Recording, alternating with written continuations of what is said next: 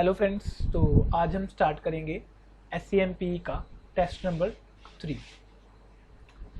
तो time waste ना करते हुए सीधा ही हम स्टार्ट करेंगे टेस्ट नंबर 3। टेस्ट नंबर 3 का क्वेश्चन 1 करने जा रहे हैं। इसमें है as manages the school canteen approximately 1600 students at Noida. The current cash payment system requires 3 clerks paid rupees 90 per hour employed for about 40 hours a day. The canteen operates approximately 240 days a year. तो इसमें इन्होंने बताया कि जो S है वो एक school की कैंटीन को मैनेज कर रहा है। स्कूल में लगभग 1600 स्टूडेंट्स हैं और जो वो S है उसने 3 क्लर्क्स एम्प्लॉय कर रखे हैं, 3 क्लर्क्स रख रखे हैं अपने पास, ठीक है, जिनको वो 90 पर आवर रुपीज़ पे करता है। ठीक है, वो 4 आवर्स पर डे, एक जो क्लर्क है वो 4 घंटे एक दिन में काम करता है और पूरे साल में 240 दिन है जो कैंटीन ऑपरेटिव रहती है। ठीक है, S is considering a wireless cash management system WCMS where a student could just swipe an ID card for payment. This system would cost rupees 1,25,000 to set up and 33,000 per year to operate. S believes that he could manage with one clerk if he were to implement the system. तो इसमें बोला कि जो S है वो ये consider कर रहा है कि वो एक वायरलेस सिस्टम लगा ले, मतलब कि एक मशीन लगा ले बोल सकते हैं, जिसमें कि स्टूडेंट को एक आईडी कार्ड डिस्ट्रीब्यूट कर दिया जाएगा और स्टूडेंट वो आईडी कार्ड स्वाइप करेगा जिससे अपने आप पेमेंट डिडक्ट हो जाएगी और जो भी स्टूडेंट को चाहिए वो S से वो ले लेगा। ठीक है, तो इस सिस्टम में क्या होगा कि इस मशीन को लगाने का या फिर पूरे सिस्टम को लगाने का उसको 1,25,000 की कॉस्ट पड़ेगी और इसी सिस्टम को चलाने के लिए 36,000 पर एनम की कॉस्ट लगेगी। मतलब एक बार मशीन की कॉस्ट जैसे 1,25,000 होगी, उसके बाद जो मशीन चलेगी उसका जो मतलब हमें एक्सपेंस पड़ेगा एक साल का, वो कितना होगा 36,000। ठीक है, और एस को ये बिलीव है कि अगर वो ये सिस्टम लगा ले तो जो ऊपर बोला था कि इसको 3 क्लर्क्स की ज़रूरत है, इसको सिर्फ 1 क्लर्क की ज़रूरत पड़ेगी इस सिस्टम के साथ। ठीक है, advise S on the choice of a plan assuming working life of WCMS as 5 years, ignore time value of money. तो क्वेश्चन बिल्कुल सिंपल है गाइज, इसमें बस हमें कंपेयर करके दिखाना है। ये ऊपर वाला जो पैराग्राफ है ये सारा है बिना WCMS के और ये सारा है विद WCMS। इसमें क्या कॉस्ट पड़ रही है हमें, 3 क्लर्क्स की कॉस्ट पड़ रही है 90 पर आवर की 240 डेज के लिए। ठीक है, और कोई इसमें कॉस्ट नहीं पड़ रही है। और नीचे में क्या कॉस्ट पड़ रही है, एक बार मशीन को लगाने के लिए 1,25,000 है, फिर 36,000 है जो ऑपरेट करने के लिए है मशीन को, और थर्ड जो कॉस्ट पड़ रही है वो 1 क्लर्क की कॉस्ट पड़ रही है। ऊपर 3 की थी, यहाँ पे सिर्फ 1 की कॉस्ट पड़ रही है। इन दोनों कॉस्ट को हम कंपेयर करेंगे। तो इसमें एक जो मैं पॉइंट आपको बताना चाहूँगा, जो हमने काफ़ी सारे मतलब जो शीट्स चेक करी, जो स्टूडेंट्स ने अपने टेस्ट पेपर सॉल्व करके अपलोड करे, जो हमने शीट्स चेक करी, तो उसका मेरे पास फैकल्टीज़ जो चेक कर रही हैं उनका रिव्यू आया मेरे पास कि स्टूडेंट्स क्या कर रहे हैं। यहाँ पे कई स्टूडेंट्स 1 ईयर की कॉस्ट को कंपेयर कर रहे हैं। इसमें कुछ गलत नहीं है, आप कर सकते हैं, कोई दिक्कत नहीं है, बट इसमें थोड़ा सा इशू ये है कि यहाँ पे जो इंस्टीट्यूट है ना उसने पूरे के पूरे 5 ईयर्स की कॉस्ट को कंपेयर करा है। कोई दिक्कत नहीं है, अगर आप 1 ईयर का भी करोगे आपका डिसीजन सेम आएगा, लॉजिकली आप बिल्कुल करेक्ट हो, कोई प्रॉब्लम नहीं है। बट क्या होता है ना, जो हमारा ICI का चेकिंग सिस्टम है उसमें क्या है कि कई बार जो चेकर होते हैं उन पे थोड़ा प्रेशर होता है कि आपको इतने दिन में ये शीट या फिर इतनी शीट्स चेक करके वापस करनी है। ठीक है, बिकॉज आप देखो कि 2 महीने में ICI का जो है रिजल्ट हमारा आ जाता है। ठीक है, उसी के बीच में उन्होंने क्या करना है, सारी जो आपने शीट्स अपने आंसर्स वगैरह लिखे वो आप पहले तो दिल्ली लेके जाएंगे, फिर वहाँ पे वो उनका रोल नंबर वगैरह जो भी है ना, आइडेंटिटी है स्टूडेंट की, वो हटाएंगे, फिर टीचर्स को डिस्ट्रीब्यूट करेंगे। और टीचर्स भी ऐसे नहीं है कि दिल्ली ही बैठे हैं, सारे ऑल ओवर इंडिया में टीचर्स होते हैं, मतलब जो चेकर्स होते हैं ठीक है, जो सीएस को वो चेक करने के लिए पेपर देते हैं, तो उनको वो भेजेंगे, फिर वो सीएस चेक करेंगे, फिर वो सीएस वापस इंस्टीट्यूट को भेजेंगे, फिर इंस्टीट्यूट उसका रिजल्ट बना के फिर अपलोड करेगी। तो आप ये देखिए कि कितनी लंबी प्रोसेस है। उसमें मतलब मुश्किल से 15 या 20 दिन मिलते हैं टीचर्स को पेपर चेक करने के लिए, और पेपर आपको पता ही है कि काफ़ी सारे होते हैं। तो उसकी वजह से, वर्क प्रेशर की वजह से क्या होता है, कई बार जो मतलब चेकर होते हैं ना, वो थोड़ी जल्दी जल्दी में आपके क्वेश्चन को चेक कर देते हैं। जब आप 1 ईयर का क्वेश्चन सॉल्व करोगे तो ऑब्वियस ही बात है ना कि 1 ईयर का जब क्वेश्चन चेक करोगे उसमें ये वाली फिगर नहीं आएगी, बिकॉज ये 5 ईयर्स की है। आप यहीं पे आपकी फिगर 1 ईयर के लिए आएगी, और ऐसी यहाँ पे जो 125,000 है, यहाँ पे आप सिर्फ 25,000 लिखोगे, बिकॉज आप 1 ईयर के लिए लिखोगे। तो इससे क्या होगा ना, अगर जो चेकर है वो जल्दी जल्दी में चेक कर रहा है, तो वो क्या करेगा, देखेगा कि आपकी फिगर्स नहीं मैच कर रही हैं, तो आपके क्वेश्चन को क्रॉस भी कर सकता है। गाइज, मैं ऐसे नहीं बोल रहा कि आपका क्वेश्चन गलत है, बट आपका क्वेश्चन गलत हो सकता है कि आपको मार्क्स ना मिले। लॉजिकली आप बिल्कुल करेक्ट हो, ये मतलब आईसीआई का जो चेकिंग सिस्टम है उसका लैक्यूना है। तो सिवाय कि हम आईसीआई का जो चेकिंग सिस्टम है उसको सुधारने में लग जाएं, मतलब हमारे पास इतना भी टाइम नहीं है कि हम आईसीआई के सिस्टम को सुधारने में लग जाएं, तो आप उसी के सिस्टम के अकॉर्डिंग ही अपने आप को थोड़ा बहुत मोल्ड करने की कोशिश करिए। आपको क्या है कि एक बार एग्जाम दो, क्लियर हो, सीए बनो और बात खत्म यार। आप इतने चक्कर में मत पड़ो। आप क्या करो, थोड़ा, जब आपने इतना बड़ा क्वेश्चन कर लिया तो आप थोड़ी सी ये भी चीज याद रख लीजिए कि आईसीआई ने ये क्वेश्चन 5 ईयर्स के लिए सोल्व करा है, और आप भी इसको 5 ईयर्स के लिए कर दीजिए। अगर आपको नहीं याद रह रहा, 1 ईयर के लिए कर दिया तो कोई बात नहीं है। मैं ऐसे नहीं बोल रहा कि आपका 100% रॉन्ग होगा, बट पॉसिबिलिटी है, 1-2% पॉसिबिलिटी है। और अगर आपके एग्जाम में ये चीज मतलब रिमेंबर रह गई कि हाँ भाई ये 5 ईयर्स के लिए है, तो आप वहाँ पे 5 ईयर्स के लिए कर दो। आप 2% रिस्क भी क्यों लो, अगर आपको याद ही है। अगर नहीं याद है तो कोई बात नहीं है, बट आप कोशिश करो कि जो भी आप क्वेश्चंस आईसीआई के मटेरियल से प्रिपेयर कर रहे हो उनको उसी फॉर्मेट में, उसी ढंग से करो जिस तरीके से आईसीआई ने करे हैं, ठीक है। तो इसमें हम देखते हैं, for each day S spends 360 पर क्लर्क। 360 पर क्लर्क कैसे, 90 पर आवर पे कर रहा है, 4 आवर वो काम कर रहे हैं एक दिन में, तो 360 पर डे हो गया। S spends ₹1080 per day to employ 3 clerks. तो 360 एक क्लर्क का था एक दिन में, 1080 है 3 क्लर्क्स का एक दिन में। एनुअली निकालने के लिए इंटू 240 कर दिया, एनुअली आया 259,200। Over 5 year the outlay would be 12,96,000। यही ऊपर वाले ऑप्शन का आउटले कितना आया, 12,96,000। अभी WCMS की बात करेंगे। If WCMS is implemented the initial cost is 1,25,000, जो कि हमें मशीन पर लगी थी। If we add the annual cost of 36,000, the total cost over 5 years amounts to 3,05,000। जो 36,000 की हमें एक साल में ऑपरेट करने की मशीन को कॉस्ट पड़ रही थी, उसको जब हमने ऐड कर लिया तो टोटल कॉस्ट हमारे पास कितनी बन गई, 3,05,000। Since 1 clerk will be needed as well as has to incur 4,32,000 over 5 years to पे 1 क्लर्क। 1 क्लर्क का कैसे निकाला इन्होंने, 90 आवर्स इंटू 4 आवर्स, एक दिन की कॉस्ट आ गई। एक क्लर्क है हमारे पास, 240 डेज पूरे साल की कॉस्ट आ गई, और इंटू 5 करके पूरे 5 सालों की कॉस्ट हमारी कितनी आ गई, 4,32,000. Therefore, the total cost of this option is 7,37,000. Accordingly, there is cost saving of 5,59,000 from the WCMS implementation.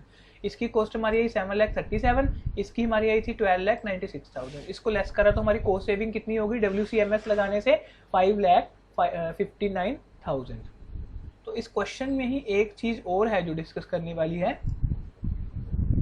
ये देखिए कि पहले उन्होंने जैसा क्वेश्चन ने बोला वैसा सॉल्व करके दे दिया, ठीक है। अब ये साथ में ना काफी क्वेश्चंस में आप नोट करोगे, आईसीआई जो मटेरियल में क्वेश्चंस कर रही है ना, उसमें काफी क्वेश्चंस में आईसीआई ने ऐसे करा है कि non financial considerations, non financial factors को भी उसने थोड़ा बहुत डिस्कस करा है।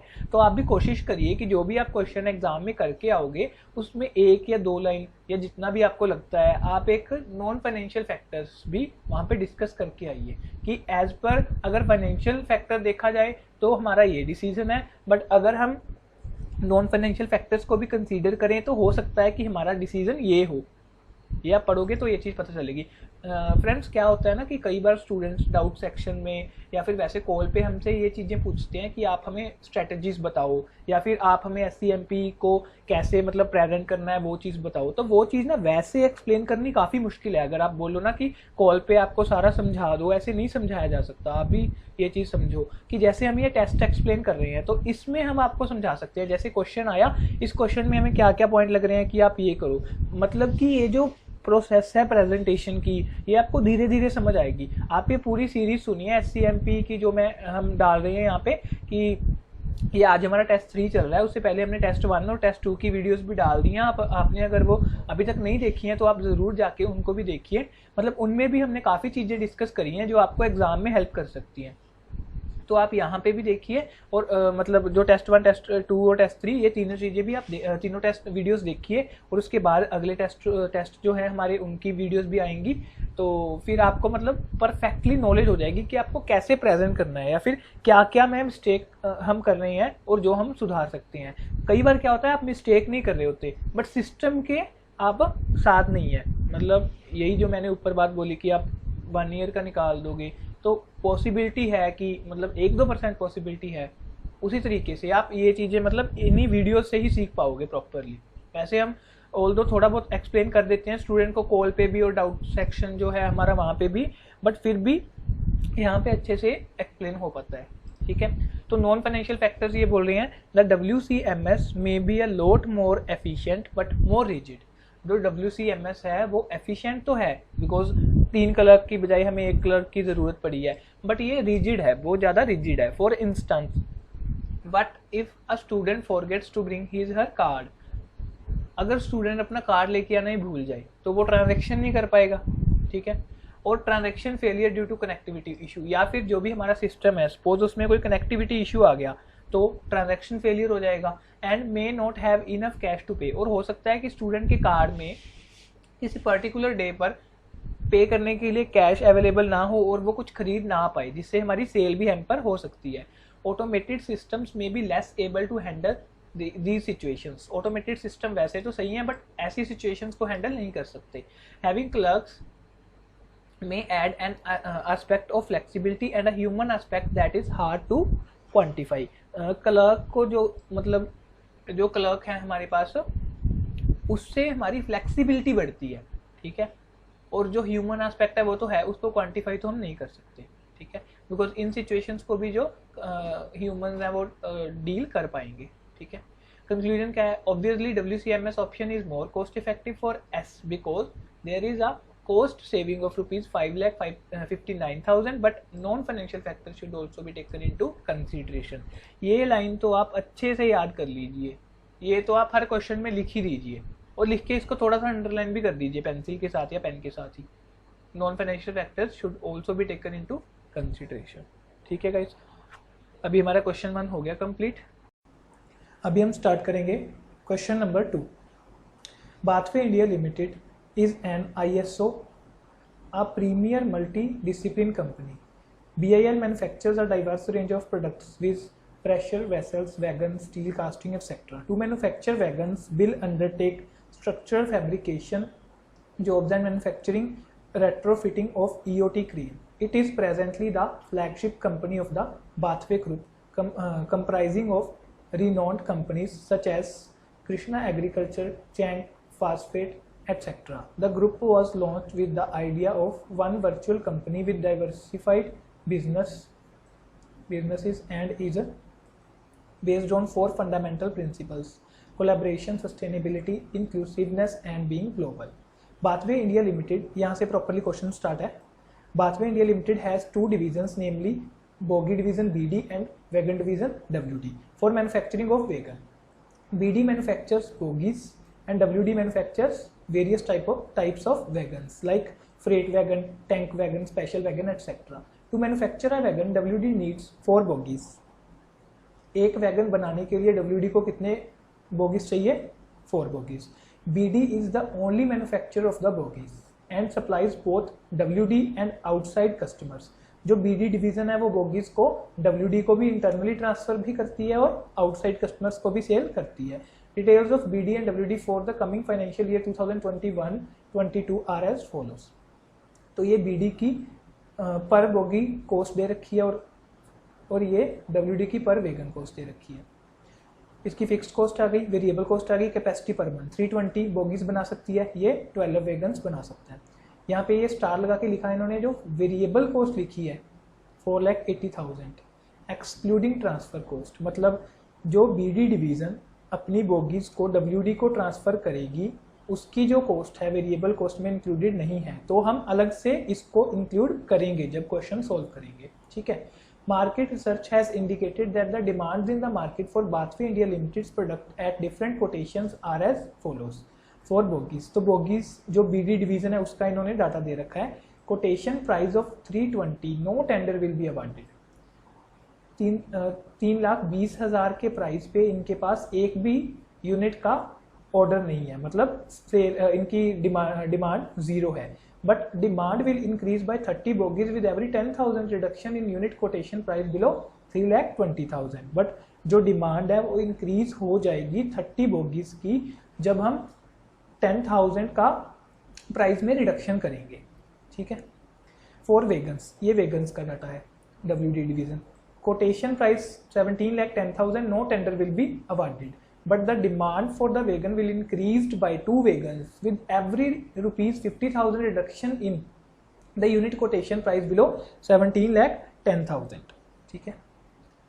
Further, BD is the only manufacturer of bogies, but due to increased demand, competitors are entering the market. The division is reviewing its pricing policy and carrying out some market research. After the market research, the division BD has decided to introduce new type of E-class bogies in the market and to obtain the patent right for such unique bogies. High growth in future characterizes this class. मतलब ये इन्होंने वैसे ही लिख रखा है कि जो BD division है वो एक नई E-class बोगीज पर रिसर्च एंड डेवलपमेंट वगैरह कर रही है, उसको मतलब लॉन्च करने की तैयारी कर रही है और उसको पेटेंट भी करवाएगी। उसके बाद इन्होंने क्वेश्चन में क्या पूछा, calculate the unit quotation price of the wagon that will maximise Bathway Limited's profit. हमें वैगन का बताना है प्राइस क्या होगा जिससे हमारे प्रॉफिट मैक्सिमाइज हो। ठीक है। सेकंड है हमारा calculate the unit quotation price of wagon that is likely to emerge if the divisional managers of BD and WD both set quotation prices calculated to maximize divisional profit from sales to outside customers and the transfer price is set at market selling prices. तो सबसे पहले उन्होंने पूछा, first question में पूछा कि आप wagon division का प्राइस बताइए जिससे हमारी जो ऑल ओवर कंपनी है उसका जो प्रॉफिट है वो मैक्सिमाइज हो। सेकंड में उन्होंने पूछा कि आप WD का हमें कोटेशन बताइए, उस तरीके से बताइए कि जो BD है, BD डिवीज़न बोगीज को WD डिवीज़न को ट्रांसफ़र करेगी वो उस प्राइस पर ट्रांसफ़र करेगी जिस प्राइस पर वो आउटसाइड कस्टमर को सेल कर रही है। ठीक है। मतलब फर्स्ट क्वेश्चन जो फर्स्ट पार्ट है रोमन 1 है उसमें हमें जो वेरिएबल कॉस्ट पर बोगी लेनी है वो वेरिएबल कॉस्ट जो BD की है वही लेनी है, और सेकंड पॉइंट है जो उसमें जो वेरिएबल कॉस्ट हमें लेनी है वो हमें जो आउटसाइड कस्टमर को BD सेल कर रही है वो वाली लेनी है। ठीक है। तो इस क्वेश्चन को करने से पहले ये कुछ फॉर्मूलाज हैं जो आपको लर्न करने पड़ेंगे, ये आपने प्रोबेबली लर्न कर ही रखे होंगे। तो प्राइस को कैलकुलेट करने का फॉर्मूला है A माइनस PQ, MR मतलब मार्जिनल रेवेन्यू का फॉर्मूला है A minus 2BQ, profit is maximum when MR is equal to MC। ये आपको याद करना होगा कि जब मार्जिनल रेवेन्यू मार्जिनल कॉस्ट के इक्वल होता है तो हमारा प्रॉफिट उस समय मैक्सिमम होता है। ठीक है। इसमें फॉर्मूला में A का क्या मतलब है, price at which demand is zero, जो ऊपर हमें दे रखा था ना क्वेश्चन में कि 3,20,000 पे हमारे पास डिमांड जीरो है, तो ये क्या है हमारा A। ठीक है। B क्या है, change in price over change in quantity, change in price over change in quantity. जो इन्होंने बोला कि 10,000 जब रिड्यूस करेंगे तो 30 बोगीज का ऑर्डर आ जाएगा, तो 10,000 divide by 30, change in price over change in quantity. Q का मतलब है क्वांटिटी। ये फॉर्मूला आप याद कर लीजिए, उसके बाद आप आंसर डिस्कस करेंगे। एज्यूम्ड सबसे पहले रोमन में क्या था इसमें कि हमें WD डिवीजन का प्राइस पता करना था। Assume quotation price is P, price को P मानो, क्वांटिटी को Q मानो। ठीक है। The marginal cost of wagon is, wagon की मार्जिनल कॉस्ट क्या होगी। 4,80,000 हमें क्वेश्चन में दे रखा था, 4,80,000 हमें क्वेश्चन में दे रखा था, साथ में लिख रखा था कि इसमें जो इंटरनली ट्रांसफ़र कॉस्ट है वो इंक्लूडेड नहीं है, मतलब जो बीडी डिवीज़न बोगीज ट्रांसफ़र कर रही है डब्ल्यूडी को, उसकी जो वेरिएबल कॉस्ट है वो इंक्लूडेड नहीं है, तो उसको हमें इंक्लूड करना पड़ेगा। वो हमने कैसे करी, 2,20,000 इंटू 4, 2,20,000 पर बोगी थी इसकी वेरिएबल कॉस्ट, इंटू 4 क्यों किया, बिकॉज क्वेश्चन में बोला था कि WD needs 4 bogies for each wagon, ठीक है। तो एक वैगन की वेरिएबल कॉस्ट अगर निकालनी है तो 4,80,000 प्लस 2,20,000 इंटू 4 बोगीज, ये हमारे पास कितनी आ गई, 13,60,000। Hope you understand. आगे है demand function for a wagon, जो हमने नीचे फॉर्मूला पढ़ा था, P is equal to A, ये हमारा हो गया A, मतलब वो वाला प्राइस जहाँ पे डिमांड हमारी 0 है, minus B into Q। B क्या था हमारा, प्राइस में चेंज ओवर क्वांटिटी में चेंज। प्राइस में अगर 50,000 चेंज करेंगे तो क्वांटिटी में 2 का चेंज आएगा। ये हमने क्वेश्चन में यहाँ पे पढ़ा था, अगर 50,000 रिड्यूस करेंगे तो 2 वैगन हमारे बढ़ जाएंगे, ठीक है। वही आ गया इंटू क्यू, क्वांटिटी हमें पता नहीं है अभी, ठीक है, तो हमने ये फॉर्मूला बना के रख लिया। पी का क्या बन गया, 17,10,000 into Q minus 25,000 Q square, ठीक है।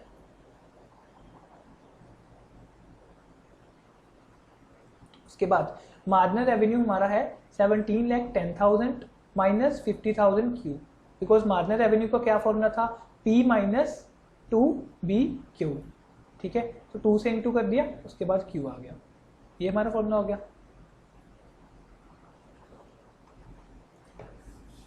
उसके बाद profit is maximum when where marginal revenue equals to marginal cost. तो मार्जिनल कॉस्ट हमने निकाली थी, इसकी वेरिएबल कॉस्ट, मार्जिनल कॉस्ट एक ही बात है 13,60,000, और जो मार्जिनल रेवेन्यू हमने निकाला ये, ठीक है, ये दोनों इक्वल टू कर दिए। क्यू की हमारे पास वैल्यू आ गई 7 यूनिट्स, ठीक है।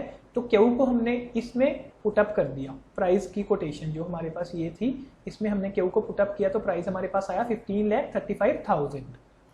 ये जो इन्होंने रेवेन्यू की कोटेशन बना रखी है, इसकी हमें क्वेश्चन में कोई रिक्वायरमेंट नहीं है, ठीक है। 15,35,000 at rupees 15,35,000 unit quotation price of a wagon, the Bathway Company Limited's profit will be maximum। तो फर्स्ट पॉइंट हमारा हो गया। अभी सेकंड पॉइंट में हमें क्या पूछा था कि आप प्राइस बताओ वेगन का जिसमें कि जो बीडी डिवीजन है वो बोगीज को उस प्राइस पे ट्रांसफर करेगी जिस प्राइस पे वो आउटसाइड कस्टमर को सेल कर रही है, ठीक है। तो सबसे पहले हमें वो प्राइस निकालना पड़ेगा जिस प्राइस पे बीडी डिवीजन अपने आउटसाइड कस्टमर्स को सेल कर रही है, तो उसके लिए भी हम सेम ही फॉर्मूला जो ऊपर हमने पढ़ा था वही यूज करेंगे, ठीक है। Marginal revenue of bogies, bogies का marginal revenue is equal to marginal cost of manufacturing का बोगी। अभी बोगी का कर रहे हैं, मतलब बीडी डिवीजन का कर रहे हैं, ठीक है।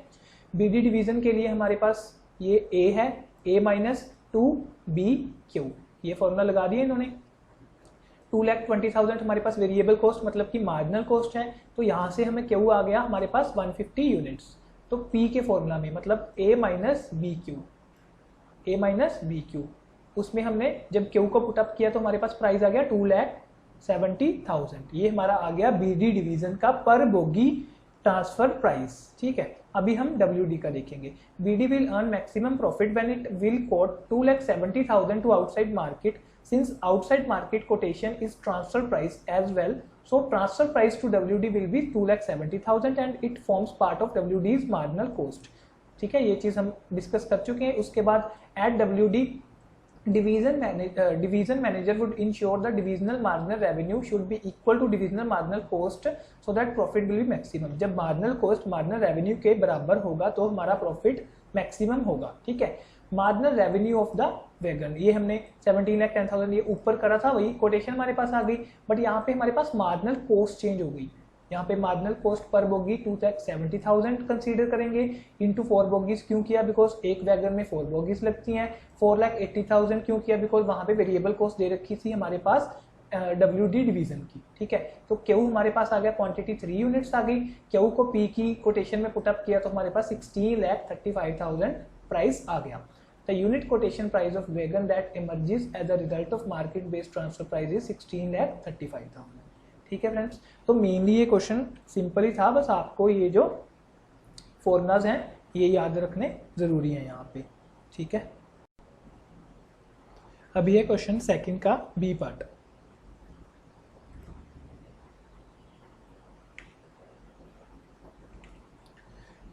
Netcom Limited manufactures and sells a number of products. All the products have a life cycle of less than 1 year. Netcom Limited uses a 4-stage life cycle model: introduction, growth, maturity and decline. Okay. Netcom Limited has recently developed an innovative product. It has decided that it would be appropriate to adopt a market skimming pricing policy for the launch of the product. However, Netcom Limited expects that other companies will try to join the market very soon. This product is currently in the introduction stage of its life cycle and is generating significant unit profit. अभी ये starting की stage में, introduction stage में है और unit profit काफ़ी high कमा रहा है. However, there are concerns that these current unit profits will not continue during the other stages of the product's life cycle. Required. Explain with reasons the changes, if any, to the unit selling price and unit production. Unit selling price and unit production cost में हमें जो changes आएंगे वो बताने हैं. That could occur when the product move from previous stage into each of the following stages of its life cycle. तो जब growth stage में वो आया प्रोडक्ट, तो उसकी यूनिट सेलिंग प्राइस और यूनिट प्रोडक्शन कोस्ट, इसमें क्या चेंजेस आएंगे वो हमें एक्सप्लेन करने हैं. ग्रोथ स्टेज हमारी सेकंड स्टेज है. सबसे पहले इंट्रोडक्शन स्टेज होती है. तो जब इंट्रोडक्शन स्टेज से वो ग्रोथ स्टेज में आया तो उसकी यूनिट सेलिंग प्राइस, मतलब कि सेलिंग प्राइस पर यूनिट में क्या चेंजेस आए, और यूनिट प्रोडक्शन कॉस्ट, मतलब कि प्रोडक्शन कॉस्ट पर यूनिट में क्या चेंजेस आएंगे, ये हमें एक्सप्लेन करना है आंसर में. Growth stage compare to the introduction stage the likely changes are as follows. तो सबसे पहले बता रहे हैं कि यूनिट सेलिंग प्राइस में क्या चेंजेस आएंगे. The product will become less unique as competitors use reverse engineering to introduce their versions of the product. जो प्रोडक्ट है वो हमारा यूनिक नहीं रहेगा, बिकॉज जो कॉम्पिटिटर हैं वो रिवर्स इंजीनियरिंग लगा के उस प्रोडक्ट के जो अलग वर्जन्स हैं वो बना लेंगे. मतलब रिवर्स इंजीनियरिंग मतलब जो हमारा ही मेथड है बनाने का, जो हमारी है ना, रिसर्च एंड डेवलपमेंट हमने कर रखी है जो, ठीक है, वो सारी वो हमारे प्रोडक्ट को देख के वही वैसा ही प्रोडक्ट वो बना लेंगे, उसके अलग अलग वर्जन्स वो बना लेंगे. Netcom may wish to discourage competitors from entering the market by lowering the price and thereby lowering the unit profitability. हो सकता है कि जो नेटकॉम है वो कॉम्पिटिटर्स को डिस्करेज करने के लिए प्राइस कम कर दे, ताकि मार्केट में कंपटीशन कम हो जाए. प्राइस कम करने से हमारा क्या होगा, यूनिट प्रॉफिटेबिलिटी कम हो जाएगी. The price needs to be lowered so that the product becomes attractive to different market segments, thus increasing demand to achieve the growth in sales volume. Price को कम करके हम सेल्स में भी ज़्यादा ग्रोथ कर सकते हैं, बिकॉज जैसे जैसे प्राइस कम होगा वैसे वैसे हमारी डिमांड बढ़ेगी. तो ये 3 चेंजेस इन्होंने यूनिट सेलिंग प्राइस में बताई जब वो इंट्रोडक्शन स्टेज से ग्रोथ स्टेज में आया. यूनिट प्रोडक्शन कॉस्ट में क्या चेंजेस आएंगे. Direct materials are being bought in large quantities and therefore Netcom may be able to negotiate better prices from its suppliers, thus causing unit material cost to reduce. जब growth stage आएगी तो हमारी demand है वो introduction से बढ़ेगी, तो इससे क्या होगा, हम मटेरियल जो इस प्रोडक्ट को बनाने में यूज़ करेंगे वो काफ़ी बल्क में परचेज करेंगे. अगर हम मटेरियल को बल्क में परचेज करेंगे तो हमारी नेगोशिएटिंग पावर बढ़ेगी और हम सप्लायर से कम प्राइस पे वो मटेरियल ले पाएंगे. Direct labour cost may be reducing if the product is labour intensive due to effects of learning and experience curve. जो डायरेक्ट लेबर कॉस्ट है वो भी कम होगी. जैसे जैसे हमारी लेबर प्रोडक्ट को बनाती जाएगी वैसे वैसे उसका एक्सपीरियंस बढ़ता जाएगा. जैसे उसका एक्सपीरियंस बढ़ेगा तो वो कम टाइम कंज्यूम करेगी और अच्छी क्वालिटी का प्रोडक्ट बनाएगी, जिससे हमारी कॉस्ट कम होगी. Other variable overhead cost may be reducing as larger batch sizes reduce the cost of each unit. जो बाकी वेरिएबल कॉस्ट है वो भी कम हो जाएंगी, बिकॉज जब हम लार्जर बैच में यूनिट्स बनाएंगे तो इससे हमारी बाकी की कॉस्ट भी कम हो जाएगी, हमें इकोनॉमी ऑफ स्केल का बेनिफिट मिलेगा. Fixed production cost are being shared by a greater number of units. जो हमारी फिक्स्ड कॉस्ट होगी वो ज़्यादा नंबर ऑफ यूनिट्स बनाने के कारण वो भी पर यूनिट हमारी काफ़ी कम हो जाएगी. ठीक है, तो इसी से हमारा क्वेश्चन 2 कंप्लीट हो गया. अभी हम करेंगे question number 3. Bosch Limited has developed a special product. Details are as follows. The product will have a life cycle of 5,000 units. It is estimated that market can absorb first 4,500 units at 64 per unit, and then the product will enter the decline stage of its life cycle. The company estimates the following cost structure. Direct labor ₹6 per hour, other variable cost ₹19 per unit. ये चीज़ ध्यान से देखिए कि 6 पर are है और ये 19 per unit. Fixed cost will be 40,000 over the life cycle of the product. The labour rate and both of these cost will not change through out the products life cycle. Labour का rate, labour की cost नहीं बोला इन्होंने, labour का rate बोला। Labour का rate मतलब पर आर जो रेट है, मतलब लेबर के अगर आर्स चेंज हो गए तो लेबर की कॉस्ट भी चेंज हो जाएगी, but labour cost per hour change नहीं होगा, मतलब लेबर का रेट चेंज नहीं होगा। और ये अदर वेरिएबल कॉस्ट चेंज नहीं होगी। इसका रेट नहीं बोला, इसकी कॉस्ट बोली है। कॉस्ट और रेट में डिफरेंस है। रेट का मतलब पर आर हो गया, जैसे 6 पर आर दिया है, और पूरी कॉस्ट का मतलब जैसे पर यूनिट, कि पर यूनिट इतनी कॉस्ट हमें पड़ रही है, ठीक है। The first batch of 100 units will take 1000 labor hours to produce. First batch है जो 100 यूनिट्स का, उसको बनाने में 1000 लेबर आवर्स लगेंगे। There will be an 80% learning curve that will continue until 2500 units have been produced. यहाँ पे एक लर्निंग कर्व काम कर रही है 80% की। इसका मतलब है कि जो लेबर हमारी इस प्रोडक्ट को प्रोड्यूस कर रही है वो धीरे धीरे काम को सीखती जा रही है और एक्सपर्ट होती जा रही है, जिससे पर यूनिट या फिर पर बैच जो भी वो टाइम लगा रही थी वो धीरे धीरे कम होता जाएगा।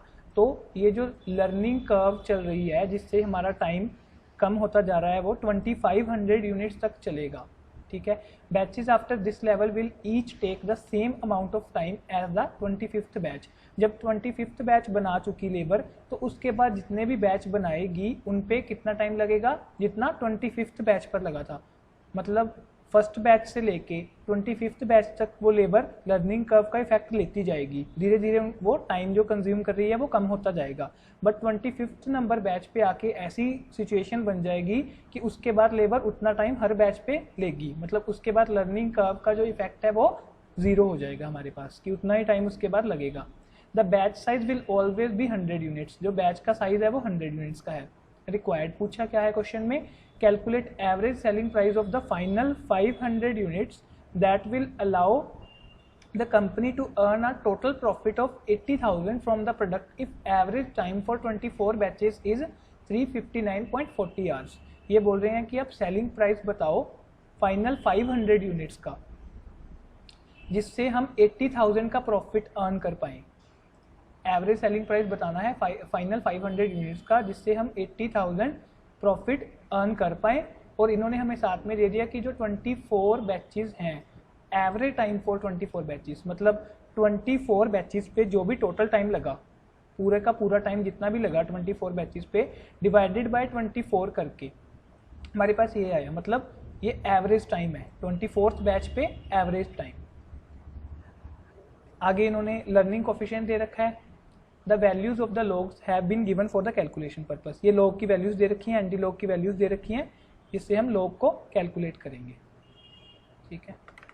इसके बाद इसका आंसर है, हमें पूछा क्या था कि फाइनल 500 यूनिट्स के लिए हमने एवरेज सेलिंग प्राइस बताना है, ठीक है।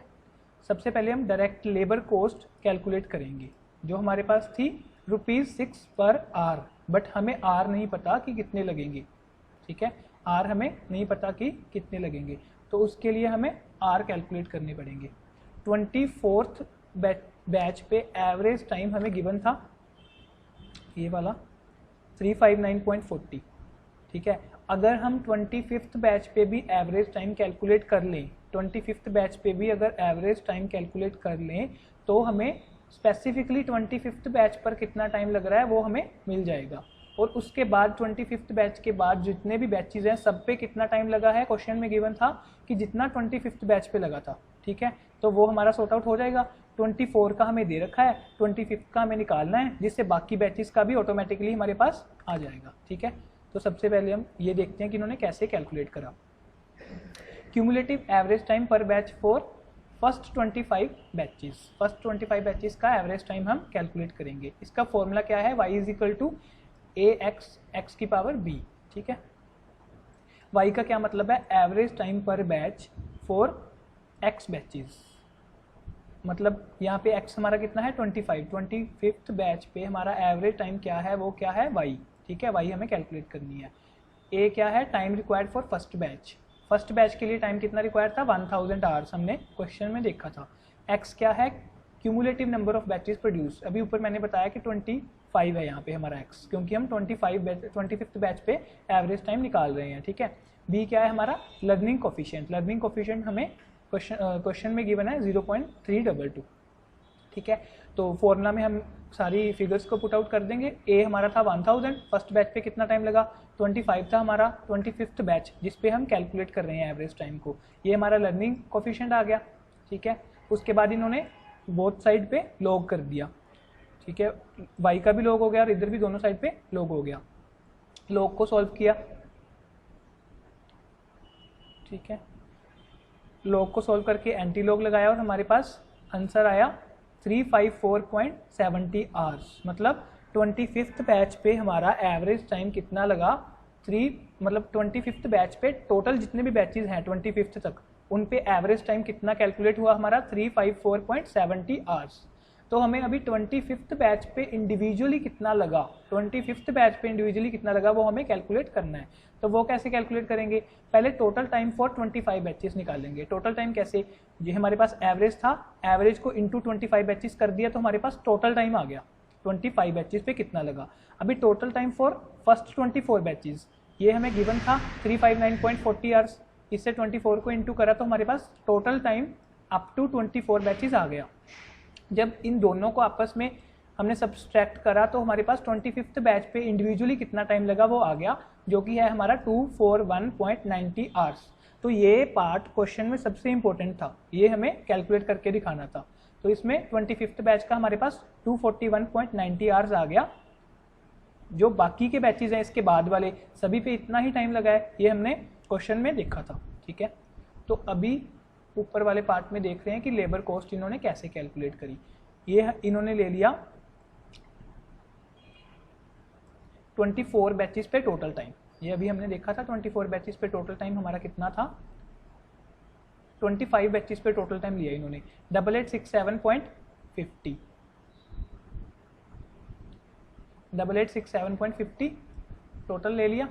उसके बाद इन्होंने प्लस करा 241.90, ये हमारा क्या था 25th बैच पे इंडिविजुअली कितना लगा इनटू 25 बैचेस। क्यों करा, बिकॉज हमें टोटल 50 बैचेस का देखना है, हमें टोटल 50 बैचेस का देखना है, ठीक है।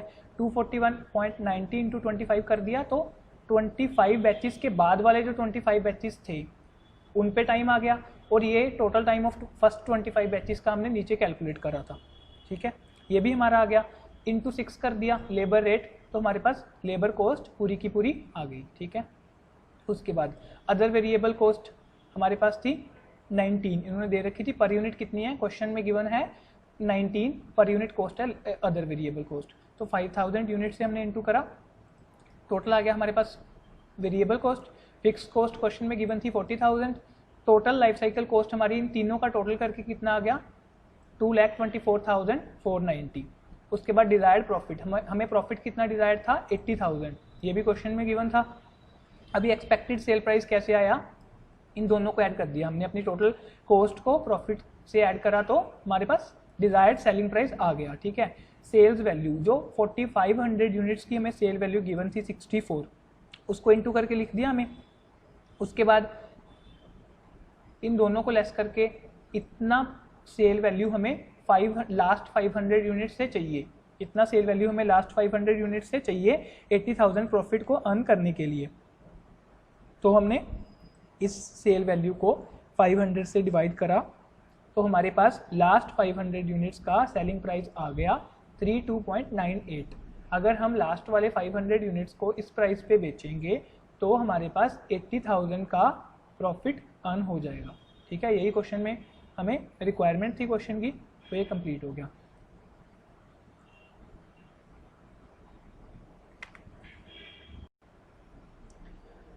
अब यह है क्वेश्चन नंबर 3 का part B.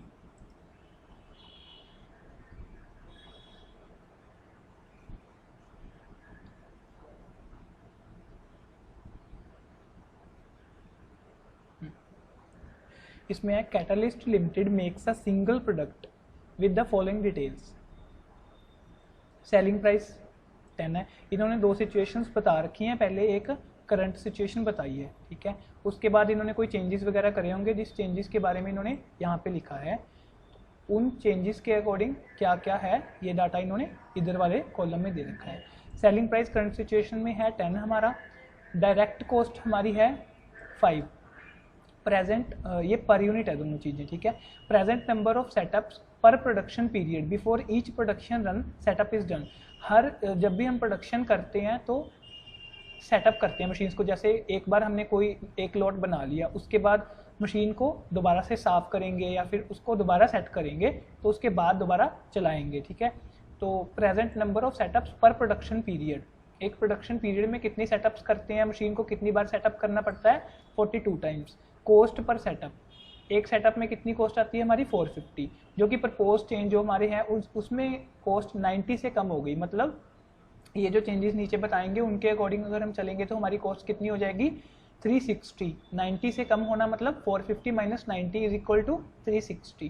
Production unit per run, एक रन में, मतलब ऐसे बोल सकते हैं कि एक लॉट में कितनी यूनिट्स हम प्रोड्यूस कर रहे हैं 960, यहाँ पे कितनी कर रहे हैं 1008। Engineering hours for the production period, एक प्रोडक्शन पीरियड में हमें इंजीनियरिंग आवर्स बोल सकते हैं कि किसी इंजीनियर की हम सर्विसेज ले रहे हैं तो वो कितने आवर्स की सर्विसेज हमें रिक्वायर्ड है 500। प्रपोज चेंज वाली सिचुएशन में हमें 422 आवर्स ही रिक्वायर्ड हैं। जो हमारी कॉस्ट पर इंजीनियरिंग आवर है वो कितनी है 10, ठीक है। उसके बाद है the company has begun activity based costing of fix cost and has presently identified 2 cost drivers. ये जो कंपनी है इसने ABC कॉस्टिंग लगा ली है, एक्टिविटी बेस्ड कॉस्टिंग लगा ली है फिक्स कॉस्ट में। तो प्रेजेंटली इसने क्या आइडेंटिफाई करा, 2 कॉस्ट ड्राइवर्स को आइडेंटिफाई करा, प्रोडक्शन रन और इंजीनियरिंग आवर्स। ये जो 2 कॉस्ट ड्राइवर्स हैं इनको इसने आइडेंटिफाई करा, प्रोडक्शन रन्स और engineering hours of the total fix cost presently at 96,000 after the above 72,100 remains to be analysed. मतलब ये जो इन्होंने ABC कॉस्ट लगाई है प्रपोज चेंज वाली सिचुएशन में, वहाँ पे भी इन्होंने टोटल कॉस्ट जो इनकी 96,000 थी, ठीक है, उसमें 2 कॉस्ट ड्राइवर्स को इन्होंने आइडेंटिफाई करा, उससे कॉस्ट को इन्होंने ABC एनालिसिस कर दिया कॉस्ट का, बट फिर भी 72,100 कॉस्ट फिक्स कॉस्ट ऐसी बची जिसका ये एनालाइज नहीं कर पाए।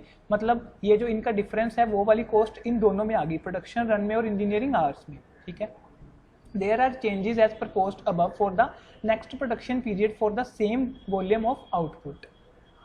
ये इन्होंने बोला कि ये जो प्रपोज चेंजेस हैं सेम वॉल्यूम ऑफ आउटपुट, मतलब ये जो प्रपोज चेंजेस हैं हमारे यहाँ पे आउटपुट नंबर ऑफ यूनिट्स जो हमारी है वो बिल्कुल सेम है, ठीक है। इस कॉस्ट का थोड़ा सा आपको मैं एक्सप्लेन करता हूँ कि ये इन्होंने कैसे बोला। एक बार आप टोटल फिक्स कॉस्ट देखिए इनकी कितनी है।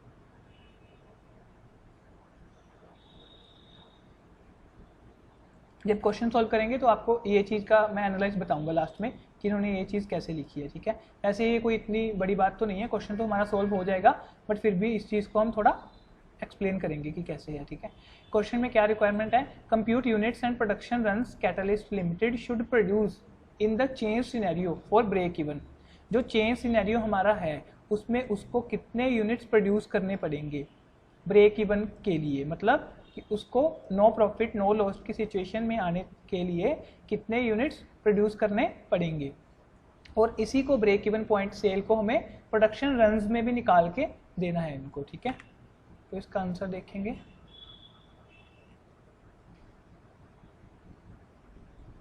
Statement showing non unit level overhead cost, पहले number of production runs over setups, मतलब कितने प्रोडक्शन रन्स हमारे थे 42। प्रपोज सिचुएशन में हमारे कितने रह गए 960 रन्स हमारे थे इसमें, ठीक है। प्रोडक्शन यूनिट्स पर रन, एक रन में इतने यूनिट्स प्रोड्यूस कर रहे थे हम 960। 42 हमारे प्रोडक्शन रन्स थे, तो 42 से इंटू करा तो हमारे पास टोटल नंबर ऑफ यूनिट्स आ गए।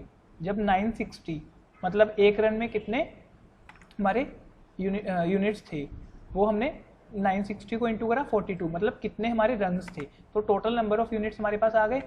प्रपोज चेंजेस में हम एक प्रोडक्शन रन में 1008 यूनिट्स प्रोड्यूस कर रहे हैं, तो 1008 से जब हमने डिवाइड करा तो हमारे पास टोटल प्रोडक्शन रन्स आ गए 40। यहाँ पे थोड़ी सी मिस्टेक है कि 960 रन नहीं, यहाँ पे 960 यूनिट्स होना चाहिए, ठीक है। तो ये आप थोड़ा करेक्ट कर लीजिएगा, यहाँ पे 960 रन नहीं, यहाँ पे 960 यूनिट्स होना चाहिए।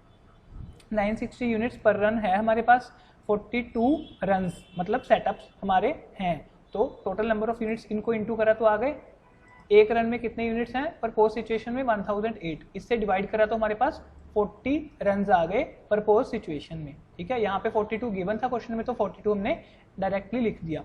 कोस्ट पर सेटअप हमें 450 गिवन था करंट सिचुएशन में, और पर पोस्ट सिचुएशन में था कि 90 से कम हो गया, मतलब 450 माइनस 90 इज इक्वल टू 360 हमारी कोस्ट आ गई, कोस्ट पर सेटअप पर पोस्ट सिचुएशन में।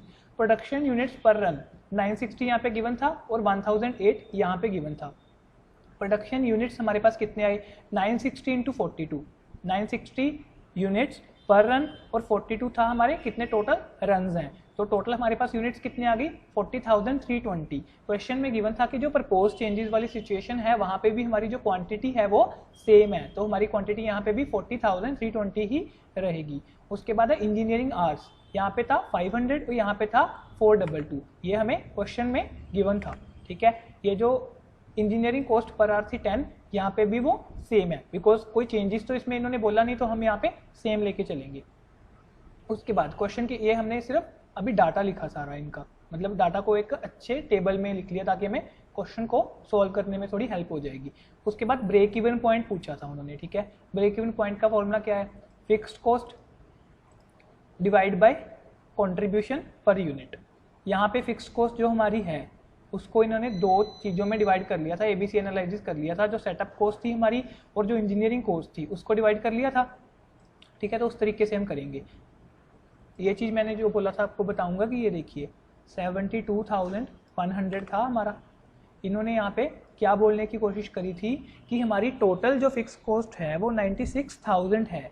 जब हमने एबीसी एनालिसिस करा, मतलब प्रोडक्शन रन्स को और इंजीनियरिंग आवर्स को एबीसी एनालिसिस करा, तो एबीसी एनालिसिस करने के बाद जो फिक्स कॉस्ट बची हमारी बिना एबीसी एनालिसिस की वो कितनी बची 72,100, 72,100। मतलब अब हमारी चेंज सिनेरियो में टोटल फिक्स्ड कॉस्ट क्या होगी 72,100, जिसका हमने एबीसी एनालिसिस नहीं करा, और हमारी इंजीनियरिंग कॉस्ट और प्रोडक्शन रन्स इन तीनों को ऐड करके हमारे पास टोटल कॉस्ट आ जाएगी। बट जो करंट सिचुएशन है उसमें हमारा कितना है, ये जो कॉस्ट है 96,000। अभी हम प्रपोज सिचुएशन के लिए सॉल्व कर रहे हैं बिकॉज इन्होंने प्रपोज सिचुएशन में पूछा था, तो हम टोटल फिक्स कॉस्ट कितनी लिखेंगे 72,100 प्लस जो प्रोडक्शन रन में कॉस्ट आ रही है प्लस जो इंजीनियरिंग आवर्स पे कॉस्ट आ रही है, ठीक है। तो 72,100 लिखा। उसके बाद हमारी प्रोडक्शन कॉस्ट कितनी आ रही थी 360 पर रन और 40 हमारे रन्स थे, मतलब सेटअप्स थे। इंजीनियरिंग आवर्स हमारे पास चेंज सिनेरियो में 422 थे और 10 पर आवर हमारी कॉस्ट थी, तो ये हमारी टोटल फिक्स्ड कॉस्ट यहाँ पे आ गई, ठीक है। इसका फॉर्मूला हमारे पास था fixed cost divide by contribution per unit. Contribution per unit का हमारा फॉर्मूला है sales price per unit minus जो वेरिएबल कॉस्ट पर यूनिट हमारी है, ठीक है। सेल प्राइस हमारा था 10 यहाँ पे, और वेरिएबल कॉस्ट जो हमारी डायरेक्ट कॉस्ट लिखी थी क्वेश्चन में गिवन था 5, तो हमारा कंट्रीब्यूशन पर यूनिट कितना आ गया 10 माइनस 5। इसको सॉल्व करने के बाद हमारा आंसर आया 18,144 यूनिट्स। मतलब अभी हमारा ब्रेक इवन पॉइंट आ गया। ब्रेक इवन पॉइंट मतलब no profit no loss situation आ गई हमारी। जब हम 18,144 यूनिट्स प्रोड्यूस कर रहे हैं तो हमें ना ही प्रॉफिट है और ना ही हमें लॉस है। ये यूनिट्स में हमने ब्रेक इवन पॉइंट निकाल दिया। अभी हमने ब्रेक इवन पॉइंट निकालना है नंबर ऑफ प्रोडक्शन रन्स में, तो ये बिल्कुल सिंपल है हमारा। कैसे, ब्रेक इवन हमने यूनिट्स में लिखा, डिवाइड बाय एक रन में कितनी यूनिट्स हैं 1008 ये गिवन है, तो हमारा 18 रन आ गया। ये सिंपल कैलकुलेशन है, इसमें कोई बड़ा मतलब फॉर्मूला इन्होंने नहीं लगाया, तो आप इसको आसानी से देख सकते हैं, कोई दिक्कत नहीं है, ठीक है। अभी हमारा सेकंड रिक्वायरमेंट क्या थी क्वेश्चन की, advise whether catalyst limited should continue to break up the remaining fixed cost into activity based costing. अभी हमें एडवाइस करना है कि जो इन्होंने एबीसी एनालिसिस करा है क्या वो बाकी कॉस्ट का भी करें, इनको मतलब कोई बेनिफिट है इससे। इसका आंसर है हमारा, a company should adopt activity based costing system for accurate product costing as traditional volume based costing system does not take into account the non-unit level overhead cost such as setup cost, inspection cost and material handling cost, etc. Cost analysis under ABC system showed that while these costs are largely fixed with respect to sales volume, but they are not fixed to other appropriate cost drivers. ये जो cost analysis हम ABC system से करते हैं, ये हमें show करता है कि जो हमारी cost फिक्स्ड है with respect to sales volume. Sales volume के अगर हम सेल्स वॉल्यूम के अकॉर्डिंग देखें तो वो कॉस्ट हमारी फिक्स है, बट वैसे वो फिक्स नहीं है. They are not fix to their appropriate cost driver. जैसे सेटअप कॉस्ट थी, सेटअप कॉस्ट पर सेटअप भी हमारे पास अवेलेबल है, तो वैसे वो फिक्स में लेंगे. बट अगर एबीसी एनालिसिस करेंगे तो सेटअप को हम कॉस्ट ड्राइवर लेके उसको वेरिएबल की तरह लिख सकते हैं. ठीक है, आएगी वो फिक्स में. तो यही एबीसी एनालिसिस है. If breakup of the remaining 72,100 fixed cost consists of only a small portion of these costs, ABC need not be applied. ये बोल रहे हैं कि अगर जो 72,100 फिक्स्ड कॉस्ट हमारी बची है, जिसका हमने अभी प्रपोज सिचुएशन में भी, जो हमारी प्रपोज सिचुएशन थी ना क्वेश्चन की, ये वाली प्रपोज चेंज, इसमें भी हमने 72,100 को भी ब्रेकअप नहीं किया, इसका एबीसी एनालिसिस हमने नहीं करा. ये बोल रहे हैं कि इसका आप एबीसी एनालिसिस वैसे तो कर लो, ठीक है, बट अगर ये एक स्मॉल पोर्शन है आपकी टोटल कॉस्ट का तो आप ना करो, बिकॉज जो एबीसी एनालिसिस है उसमें आपके कुछ कॉस्ट वगैरह भी इन्वॉल्व होगी. अगर आप वो कॉस्ट लगा रहे हैं बट ये जो हमारी कॉस्ट है इसके एनालिसिस करने से आपको ज़्यादा कोई बेनिफिट नहीं हो रहा, तो आपके लिए वो वर्थलेस है, तो फिर आपको एबीसी एनालिसिस नहीं करना चाहिए. बट अगर आपके लिए वो काफ़ी बड़ी कॉस्ट है, ये मतलब आपकी टोटल कॉस्ट का काफ़ी बड़ा हिस्सा है अगर ये, फिर आप एबीसी एनालिसिस कर लो. However, it may also be noted that primary study has resulted in cost savings. If the savings in the cost are expected to exceed the cost of study and implementing ABC, it may be justified. ये बोल रहे हैं कि अगर आपको ये दिख रहा है कि जो ABC को इम्प्लीमेंट करने में हमारी कॉस्ट आ रही है, ठीक है, वो ABC को इम्प्लीमेंट करने से जो हमारी कॉस्ट सेविंग हो रही है, अगर उससे कम है तो आप इसको अप्लाई कर सकते हैं, इसमें आपको बेनिफिट ही है. Further it is pertinent to mention that ABC offers no increase in product costing accuracy for single product settings. अगर सिंगल प्रोडक्ट है हमारे पास तो ABC का हमें कोई ज़्यादा बेनिफिट नहीं है. अभी हम करेंगे क्वेश्चन नंबर 4. इसके पहले ना जो क्वेश्चन नंबर हमने थर्ड क्वेश्चन करा था, थर्ड का ए पार्ट, उसमें लॉग की कैलकुलेशन थी. मेरे अभी ध्यान में आया कि कुछ स्टूडेंट्स ना कभी कभी लॉग की कैलकुलेशन में कंफ्यूज हो जाते हैं, तो थोड़ा सा मैंने ना तब कैलकुलेशन में डिस्कस करी थी, थोड़ी सी कैलकुलेशन डिस्कस कर लेते हैं इसकी. थर्ड का ए पार्ट है ये, इसमें लॉग की कैलकुलेशन डिस्कस करेंगे, बाकी हमने डिस्कस सारा प्रॉपरली कर लिया था. ठीक है, ये फॉर्मूला था हमारा, तो यहाँ पे ये फॉर्मूला पुट कर दिया, ये हमने तब यहाँ तक डिस्कस कर लिया था. लॉग की कैलकुलेशन मुझे ऐसे था कि स्टूडेंट्स को पता है, बट अभी मुझे ध्यान में आया कि कई बार ना स्टूडेंट्स डाउट पूछ लेते हैं लॉग की कैलकुलेशन का, तो ये अब थोड़ी सी हम डिस्कस कर लेते हैं. तो इन्होंने कैसे सॉल्व करा, पहले इन्होंने बोथ साइड पे लॉग करा. लॉग वाई हो गया, यहाँ पे 1000 का लॉग हो गया और यहाँ पे 25 का लॉग हो गया. लॉग में क्या होता है कि जो पावर होती है वो इनटू में आ जाती है, वो इनटू में आ जाती है. तो पावर थी 0.322, तो यहाँ पे इनटू में आ गई वो. ठीक है, उसके बाद log 1000 minus 0.322 into log 5 into 5. 25 को इन्होंने कैसे लिख लिया, 5 इंटू 5 करके, इसमें कोई दिक्कत नहीं है. नेक्स्ट स्टेप में इन्होंने क्या करा, लॉग 1000 था माइनस 0.322 इंटू 2 इंटू लॉग 5. यहाँ पे था लॉग 5 इंटू 5, तो यहाँ पे लिख लिए 2 इंटू लॉग 5. ऐसा भी लॉग में पॉसिबल है कि आप लॉग 5 की जो वैल्यू है उसको 2 से इंटू कर दो, तो आपके पास लॉग 5 इंटू 5 की वैल्यू सेम होगी. ठीक है, ऐसे आ जाएगा, मतलब ये स्टेप हम कर सकते हैं लॉग में ऐसे. ठीक है, उसके बाद जो लॉग 1000 है इसकी वैल्यू होती है 3. लॉग टेबल में आप देख सकते हैं, यहाँ पे सेम इन्होंने लिखा 0.322. लॉग 5 की वैल्यू हमें गिवन है, क्वेश्चन में लॉग 5 की वैल्यू हमें गिवन है. तो फ्रेंड्स थोड़ा सा हमें यहाँ पे ऐसे ध्यान रखना पड़ेगा कि सपोज करो क्वेश्चन में हमें लॉग 25 की वैल्यू गिवन होती, तो हमें ये वाला स्टेप और ये वाला स्टेप करने की ज़रूरत नहीं थी, तो हम यहीं पे log 25 की वैल्यू लिख देते. बट क्वेश्चन में हमें log 5 की वैल्यू गिवन थी, तो हमें log 25 को सॉल्व करके log 5 तक लेके आना पड़ा. तब हमने log 5 की वैल्यू लिखी, 2 से इंटू करा, यहाँ पे log 1000 की वैल्यू 3 लिखी, यहाँ पे 0.322 सेम लिखा.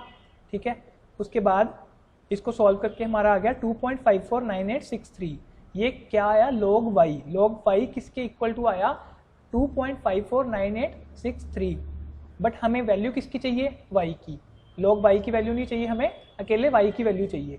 तो इन्होंने क्या करा, बोथ साइड एंटी लॉग कर दिया, दोनों साइड पे एंटी लॉग कर दिया। जब log y का एंटी लॉग करा तो log और एंटी लॉग कैंसिल हो गए तो y बचा हमारे पास, ठीक है। 2.549863 का जब एंटी लॉग करा तो हमारे पास ये वैल्यू गिवन थी एंटी लॉग की क्वेश्चन में, तो ये वैल्यू हमारे पास आ गई। इस तरीके से हमने इस क्वेश्चन में लॉग को सोल्व करा, ठीक है। अभी हम करेंगे अपना क्वेश्चन नंबर 4 का पार्ट ए, ठीक है। Recently, Ministry of Health and Family Welfare along with Drug Control Department have come hard on healthcare centers for charging exorbitant fees from their patients. Human Healthcare Limited, a leading integrated healthcare delivery provider company, is feeling pinch of measures taken by authorities and facing margin pressures due to this. HHCL is operating in a competitive environment, so it's difficult to increase patient numbers also. Management consultant of the company has come out with some plan for cost control and reduction. तो इन्होंने इस paragraph में क्या बोला कि जो हमारा HHCL company है ये मतलब हॉस्पिटल की सर्विसेज दे रही है, तो जो हमारी हेल्थ मिनिस्ट्री है उन्होंने कुछ रेगुलेशंस निकाली जिससे जो फीस वगैरह हॉस्पिटल चार्ज कर रहे थे उसमें कुछ कमी हुई, मतलब उनको कम चार्ज करनी पड़ी, तो इससे इनको दिक्कत आ गई। ये काफ़ी कॉम्पिटिटिव इन्वायरमेंट में काम कर रही थी HHCL, इसलिए ये नंबर ऑफ कस्टमर भी इंक्रीज नहीं कर सकती, नंबर ऑफ पेशेंट्स भी इंक्रीज नहीं कर सकती। तो जो मैनेजमेंट कंसल्टेंट है उसने एक वे आउट निकाला जिससे इसकी कॉस्ट को कंट्रोल किया जा सके, एक वे आउट निकाला जिससे इसकी कॉस्ट को कंट्रोल किया जा सके, ताकि जो प्राइजेज में कमी आई है, जो ये पेशेंट से फीस अभी कम चार्ज करेंगे गवर्नमेंट की रेगुलेशंस के कारण, उसको वो बियर कर सकें, ठीक है। तो उसने क्या वे आउट निकाला, HHCL provides treatment under package system where fees is charged irrespective of days a patient stays in the hospital. जो HHCL है वो किस तरीके से फीस पहले चार्ज कर रही थी कि कितने दिन पेशेंट रहा हॉस्पिटल में उसको वो नहीं मतलब कंसीडर करते थे, वो जो भी फीस थी वैसे मतलब चार्ज करते थे। Consultant has estimated 2.5 patient days पर पेशेंट। कंसल्टेंट जो हमारा है उसने एस्टिमेट करा कि पर पेशेंट 2.5 डेज लगते हैं पेशेंट को, ही वो एवरेज इसने कैलकुलेट करी है, ठीक है। He wants to reduce it to 2 days, वो चाहता है कि इसको हम 2 दिन तक रिड्यूस कर दें, मतलब एक पेशेंट जो 2.5 डेज में ठीक हो रहा है उसको 2 डेज में ही हम डिस्चार्ज कर दें। By doing this consultant has targeted the general variable cost of ₹500 पर पेशेंट डे। इससे क्या करा उसने, क्या चीज़ टारगेट करी है उससे, वो बोल रहा है कि जो 500 पर पेशेंट डे की हमारी कॉस्ट थी, जब पर पेशेंट को 2.5 डेज की बजाय हमें 2 डेज के लिए ही रखना पड़ेगा तो हमारी इस कॉस्ट में कमी आ जाएगी, हमें कॉस्ट कम बियर करनी पड़ेगी। Annually 15,000 patients visit to the hospital for the treatment. Annually जो हमारा है 15,000 पेशेंट्स विजिट करते हैं हॉस्पिटल को। Medical superintendent has some concerns with that of the consultants plan. According to him, reducing the patient stay would be detrimental to the full recovery of the patient. वो बोल रहा है, एक जो हमारा मेडिकल सुपरिटेंडेंट है वो बोल रहा है कि अगर आप ऐसा करोगे तो इससे जो फुल रिकवरी है पेशेंट की वो नहीं हो पाएगी। They would come again for the admission, वो दोबारा आएंगे फिर एडमिशन करवाने के लिए। देयर बाय इंक्रीजिंग करंट री एडमिशन रेट फ्रॉम 3% to 5%। तो इससे हमारा क्या होगा, री एडमिशन रेट बढ़ जाएगा, मतलब अगर पहले 100 में से 3 बंदे दोबारा री एडमिट होने आते थे तो अब 5 बंदे री एडमिट होने आएंगे। इट मीन्स री एडमिटिंग 300 एडिशनल पेशेंट्स। तो इन्होंने निकाल के दे दिया, हमें कैलकुलेट करके दे दिया कि इससे एक साल में हमें, या फिर जो भी पीरियड की ये बात कर रहे हैं उसमें 300 एडिशनल पेशेंट्स को री एडमिट करना पड़ेगा। Company has to spend 25 lakh more to accommodate this increase in readmission, जिससे कंपनी की 25 लाख तक की कॉस्ट बढ़ जाएगी इनको री एडमिट करने में। But consultant has found blessed in discuss in this.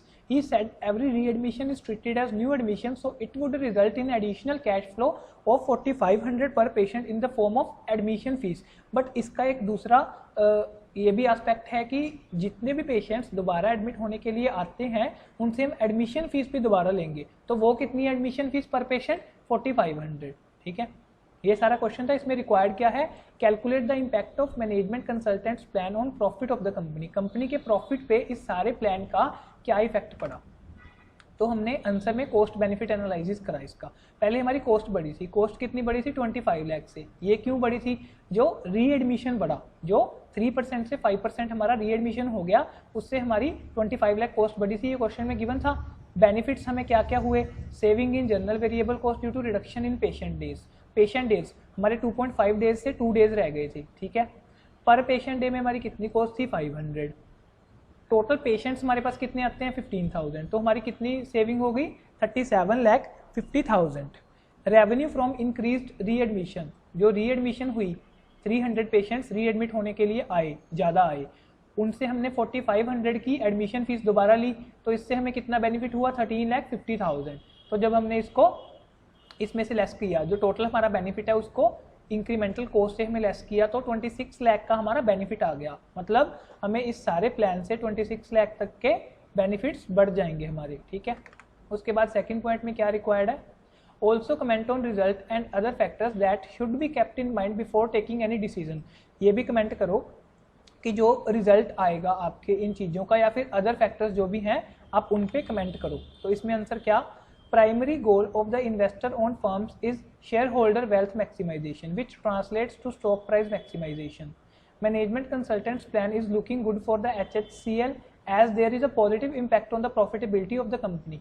मतलब ये बोल रहे हैं कि जो मैनेजमेंट कंसल्टेंट है उसका प्लान सही है जिससे हमारी प्रॉफिटेबिलिटी बढ़ेगी, ठीक है। Also HHCL operates in a competitive environment, so for its survival it has to work on the plans like above. इसे अपने सर्वाइवल के लिए ऊपर जो प्लान्स लिखे हैं ऐसे प्लान्स को अप्लाई करना पड़ेगा, ये कर सकती है। मतलब एक बार तो इन्होंने ऐसे इसके पॉजिटिव में सारा आंसर लिखा, अब आप आगे देखिए, but there is also second side, but यहाँ पे एक दूसरा पहलू भी है कॉइन का। क्या है वो, that can not also be ignore, जिसको हम इग्नोर नहीं कर सकते। क्या, ह्यूमैनिटी वैल्यूज और business ethics. Discharging patients before their full recovery will add discomfort and disruption in their lives which cannot be quantified into money।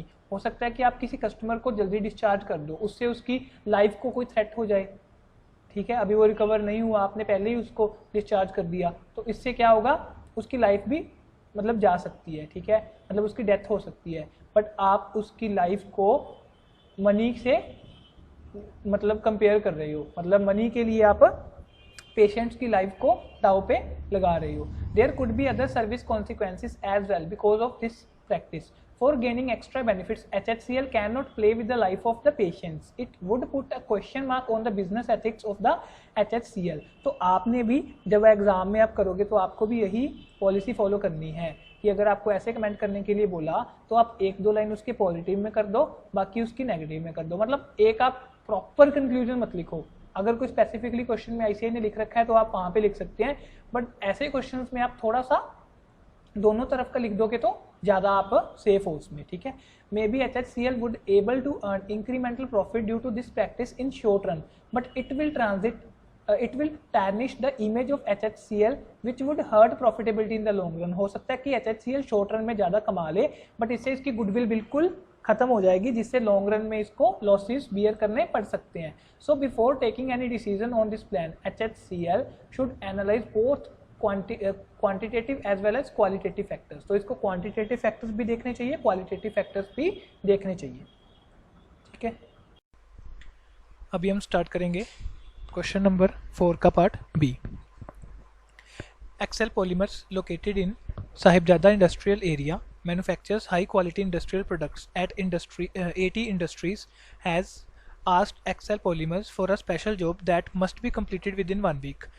Raw material R1 highly toxic will be needed to complete the AT Industries special job। ये जो Excel Polymers है इसको AT Industries ने एक special job दी है, मतलब एक कोई प्रोडक्ट बनाने के लिए बोला होगा, ठीक है। R1 एक मटेरियल है जो कि हाईली टॉक्सिक है। हाईली टॉक्सिक का मतलब एक ऐसा मटेरियल है जिसको हम ज़्यादा देर तक रिजर्व करके नहीं रख सकते, ठीक है।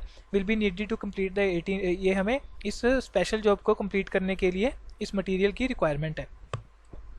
Excel Polymers purchased the R1 2 weeks ago for 7,500 for a job A that recently was completed. The R1 currently in stock is the excess from that job and Excel Polymers had been planning to dispose of it. Excel Polymers estimates that it would cost them 1,250 to dispose of the R1.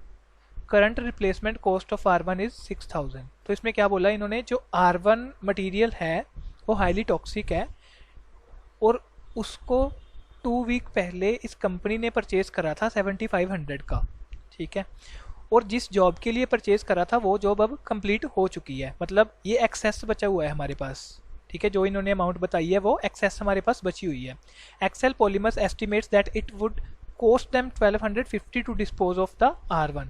ये बोल रहे हैं कि Excel ने ये estimate लगाया है कि इस R1 को डिस्पोज ऑफ करने के लिए 1250 की कॉस्ट बियर करनी पड़ेगी, ठीक है। Current replacement cost of R1 है 6000। ये करंट रिप्लेसमेंट कॉस्ट जो है ये हमारे लिए इररेलीवेंट है। इररेलीवेंट क्यों है? बिकॉज इसको हम परचेज पहले ही परचेज इसको कर चुके, ठीक है, और साथ में ये हाईली टॉक्सिक है, इसलिए हम इसको ज़्यादा देर तक रिजर्व करके नहीं रख सकते। तो हमें इसको, अगर हमने इसको किसी प्रोडक्ट में यूज़ ना करा तो हमें इसको डिस्पोज ऑफ करना पड़ेगा, ठीक है। अगर डिस्पोज ऑफ करेंगे तो हमारी कॉस्ट कितनी आएगी? 1250 की। अगर इसको डिस्पोज ऑफ करने की बजाय हम जो स्पेशल जॉब हमें एटी इंडस्ट्रीज़ ने दी है उसमें इसको लगा दें तो हमें इसको डिस्पोज ऑफ नहीं करना पड़ेगा, मतलब कि जो हमारी कॉस्ट लगनी थी 1250 की वो बच जाएगी हमारी, ठीक है। तो एटी इंडस्ट्रीज़ वाली जॉब को करके हम 1250 रुपीज़ बचा रहे हैं, हमारे मटेरियल को डिस्पोज ऑफ करने में जो लगने थे अब वो नहीं लगेंगे। तो अभी मतलब ये 1250 हमारे बच जाएंगे अगर हम उसमें लगा दें। Special job will require 250 hours of labour G1। इस स्पेशल जॉब के लिए हमें G1 कैटेगरी की लेबर भी चाहिए, कितनी चाहिए? 250 आवर्स, और 100 आवर्स हमें चाहिए G2 कैटेगरी के। Excel Polymers pays their G1 and G2 employees 630 and 336 respectively for 42 hours of work per week. मतलब जो G1 है उसको हम 630 फॉर 42 आवर्स पे कर रहे हैं और G2 को हम 336 42 आवर्स के लिए पे कर रहे हैं। Excel Polymers anticipated having excess capacity of G1 150 and G2 200 labour hours in the coming weeks. तो ये बोल रहे हैं कि जो एक्सेल पॉलीमर्स हमारी है ये एस्टिमेट लगा रही है कि इसके पास G1 कैटेगरी की लेबर के 150 आवर्स स्पेयर बच रहे हैं और G2 जो हमारी G2 कैटेगरी की लेबर है उसके कितने आवर्स बच रहे हैं? 200। मतलब कि जो रेगुलर इनके वर्कर्स हैं जो इन्होंने एम्प्लॉय कर रखे हैं उनको तो सैलरी इनको देनी ही पड़ेगी, चाहे वो उनसे काम करवाएं या फिर काम ना करवाएं, ठीक है। तो जो G1 और G2 है वो 150, G1 150 और G2 200 आवर्स के लिए हमारे पास स्पेयर में पड़े हैं, मतलब उनसे हम वो काम करवा सकते हैं, उसके लिए पे तो उनको करना ही पड़ेगा, ठीक है। मतलब ये जो 150 आवर्स और 200 आवर्स हैं ये हमें इस जॉब पे अगर हम लगाएं तो एक तरह से फ्री में ही अवेलेबल हो जाएंगे इस जॉब के लिए। Excel Polymers can also hire additional G1 and G2 labour on an hourly basis. अगर एक्सेल पॉलीमर्स को लगे कि उसको G2 या फिर G1 कैटेगरी की जो लेबर है उसको और एम्प्लॉय करना पड़ेगा या फिर किसी जॉब के लिए और चाहिए तो वो आवरली बेसिस पर उसको एम्प्लॉय कर सकती है, इसमें कोई प्रॉब्लम वाली बात नहीं है। मतलब ऐसे नहीं है कि मार्केट में लेबर स्कैरसिटी है या कुछ भी है, लेबर आसानी से अवेलेबल है आर्ली रेट पर। These part-time employees are paid on hourly wage based on the wages paid to current employees।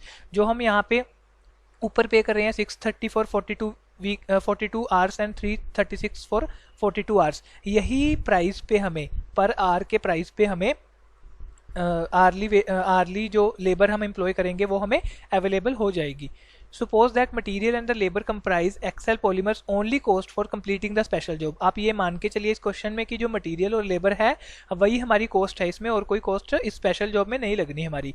तो हमसे पूछा क्या है क्वेश्चन में? Required calculate minimum price that Excel Polymers should bid on this job. तो इसमें इन्होंने मिनिमम प्राइस पूछा है। मिनिमम प्राइस कैसे पता चलेगा? हम इस स्पेसिफिक जॉब के लिए जो भी रेलिवेंट कॉस्ट है हमारी, मतलब सिर्फ इस जॉब को करने से ही वो कॉस्ट हमारी इनकर हो रही है, सिर्फ वही कॉस्ट लेंगे और उसको ऐड करके हमारा मिनिमम प्राइस आ जाएगा, बिकॉज वो हमारी कॉस्ट इस जॉब के कारण इनकर हुई। तो कम से कम हम उस प्राइस को तो कोट करेंगे ही, ठीक है। ऐसा नहीं है कि वही प्राइस कोट करेंगे, हम प्रॉफिट के लिए काम करें तो थोड़ा प्रॉफिट भी ऐड करेंगे, बट ये हमसे पूछ रहे हैं कि मिनिमम प्राइस, आप अपना मिनिमम प्राइस बताओ। उसके बाद प्राइस रेंज वगैरह जो भी वो नेगोशिएशन के लिए डिस्कस करेंगे वो एक अलग बात है, बट क्वेश्चन में हमसे मिनिमम प्राइस पूछा, ठीक है। अभी सोल्यूशन डिस्कस करेंगे इसका।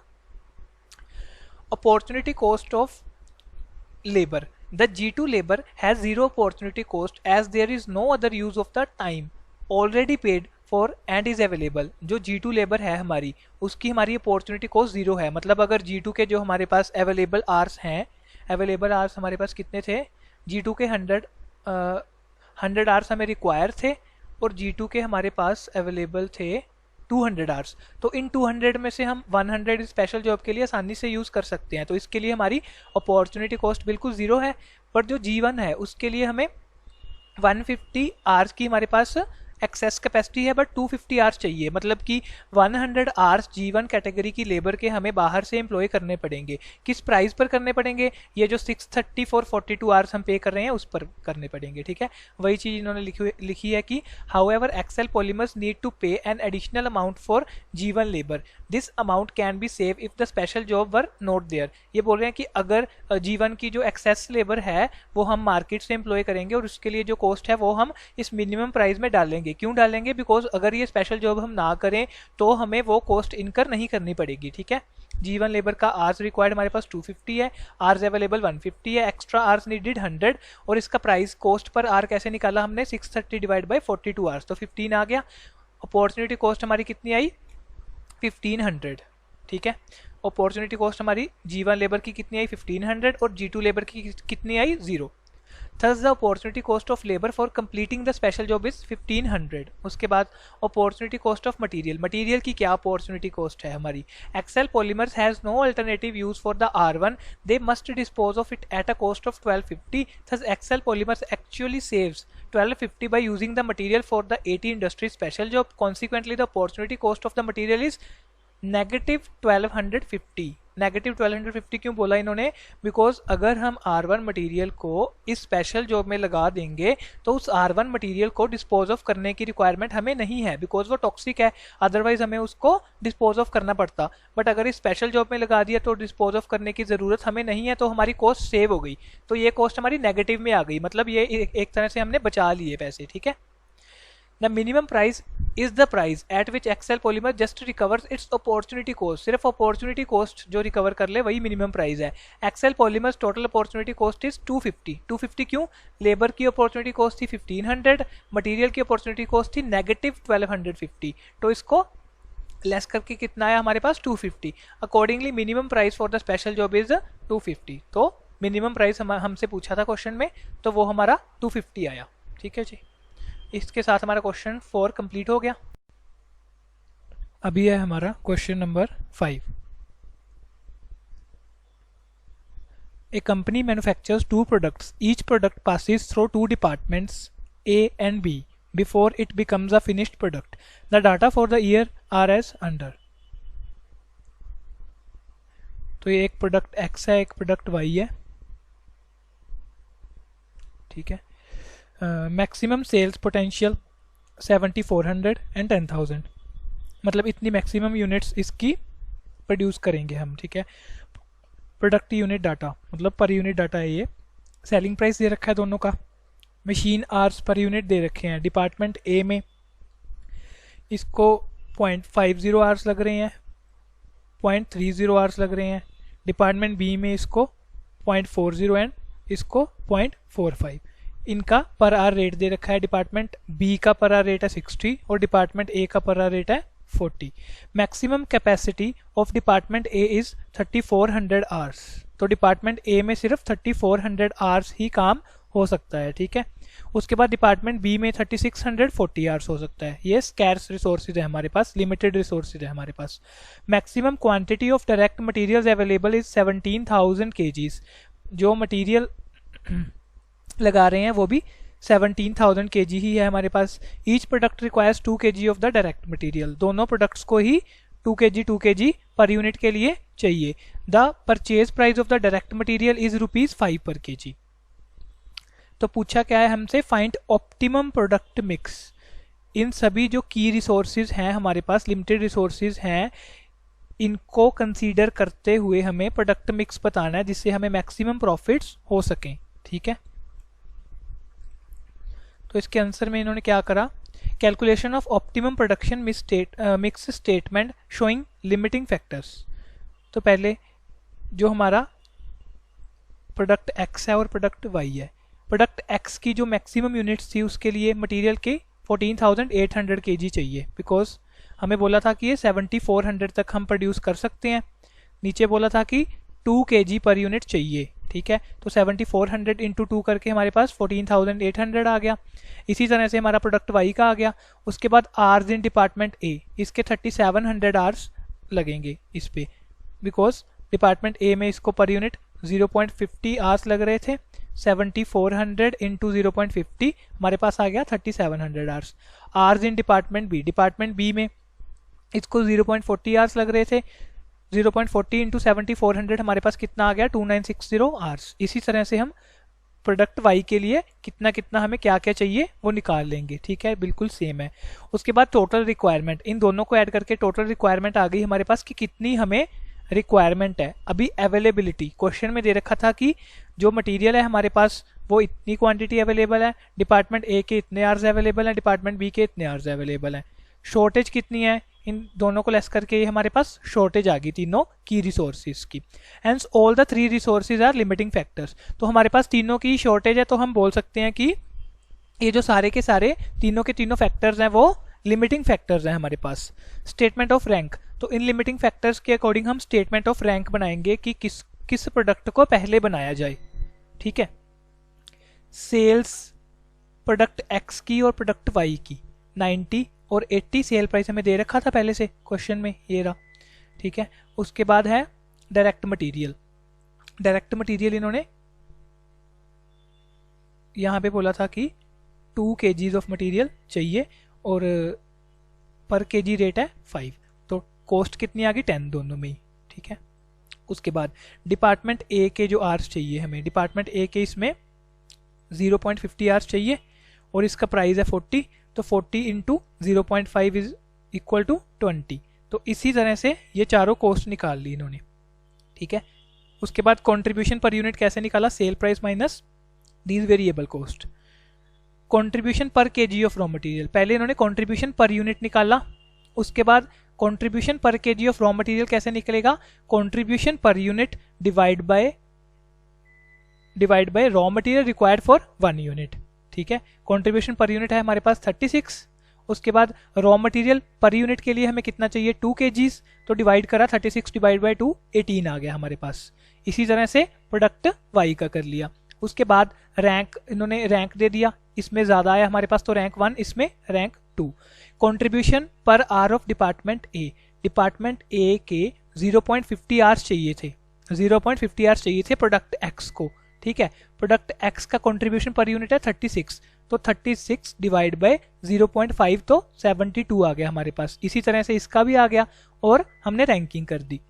फिर हमने contribution per hour of department B, department B के कितने आवर्स चाहिए थे प्रोडक्ट एक्स को 0.40 हमने 36 डिवाइड बाय 0.40 करा तो 90 आ गया। इसी तरीके से प्रोडक्ट वाई का आ गया, तो हमने रैंकिंग कर दी, ठीक है। अभी आप देखिए, जब रॉ मटेरियल के अकॉर्डिंग रैंकिंग करी तो हमें आया जो प्रोडक्ट एक्स है वो पहले बनाओ, वाई को बाद में, ठीक है। जब डिपार्टमेंट ए के आर्स के अकॉर्डिंग करी तो रैंकिंग उल्टी आ गई, ठीक है। उसके बाद फिर से वही आ गई। तो ये जो रैंकिंग है इससे हम कोई प्रॉपर डिसीजन पर नहीं पहुंच पाए, ठीक है। तो हमें ग्राफिकल मेथड यूज करना पड़ेगा। To find the optimum mix of the products that shall lead to maximum profits while taking into consideration of shortage of resources constraints, we have to use linear programming। तो हमें linear programming use करनी पड़ेगी।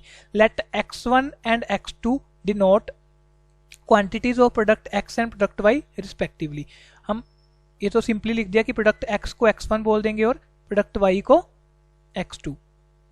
The linear programming model for the given problem, ये जो इन्होंने linear programming करी है ये बिल्कुल आसान है। मैं आपको थोड़ी सी एक्सप्लेन करता हूँ कि इन्होंने कैसे करी है।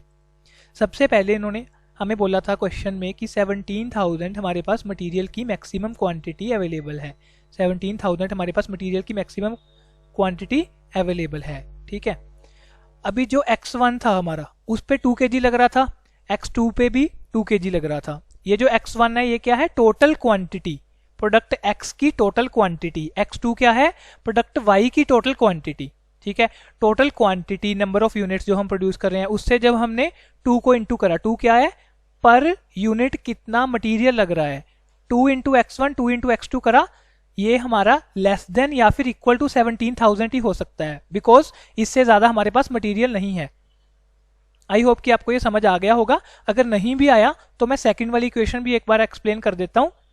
सेम ही है ये दोनों चीजें, बस ये मटेरियल के लिए, ये आर्स के लिए है जो डिपार्टमेंट ए के हैं, ठीक है। तो डिपार्टमेंट ए के आर्स हमें बोला था कि 3400 मैक्सिमम आर्स हमारे पास अवेलेबल हैं, 3400 मैक्सिमम आर्स हमारे पास अवेलेबल हैं, ठीक है।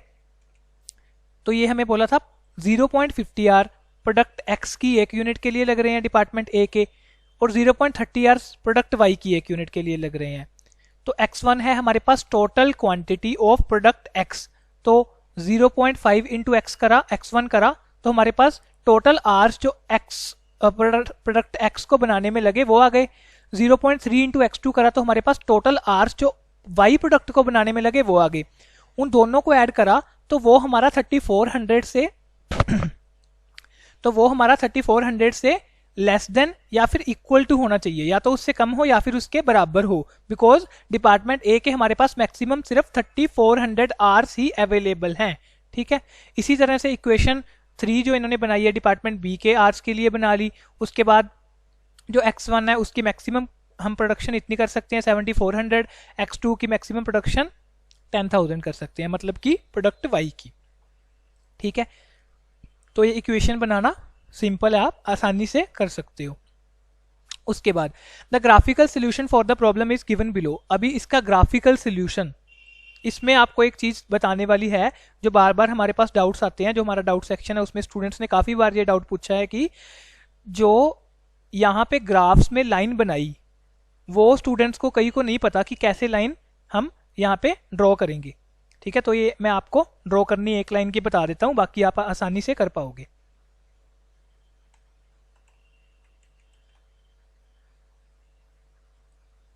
ठीक है। तो ये मैंने पहले से नोट्स बना रखे हैं कि आप कैसे लाइन को ड्रॉ कर सकते हो ग्राफ पे।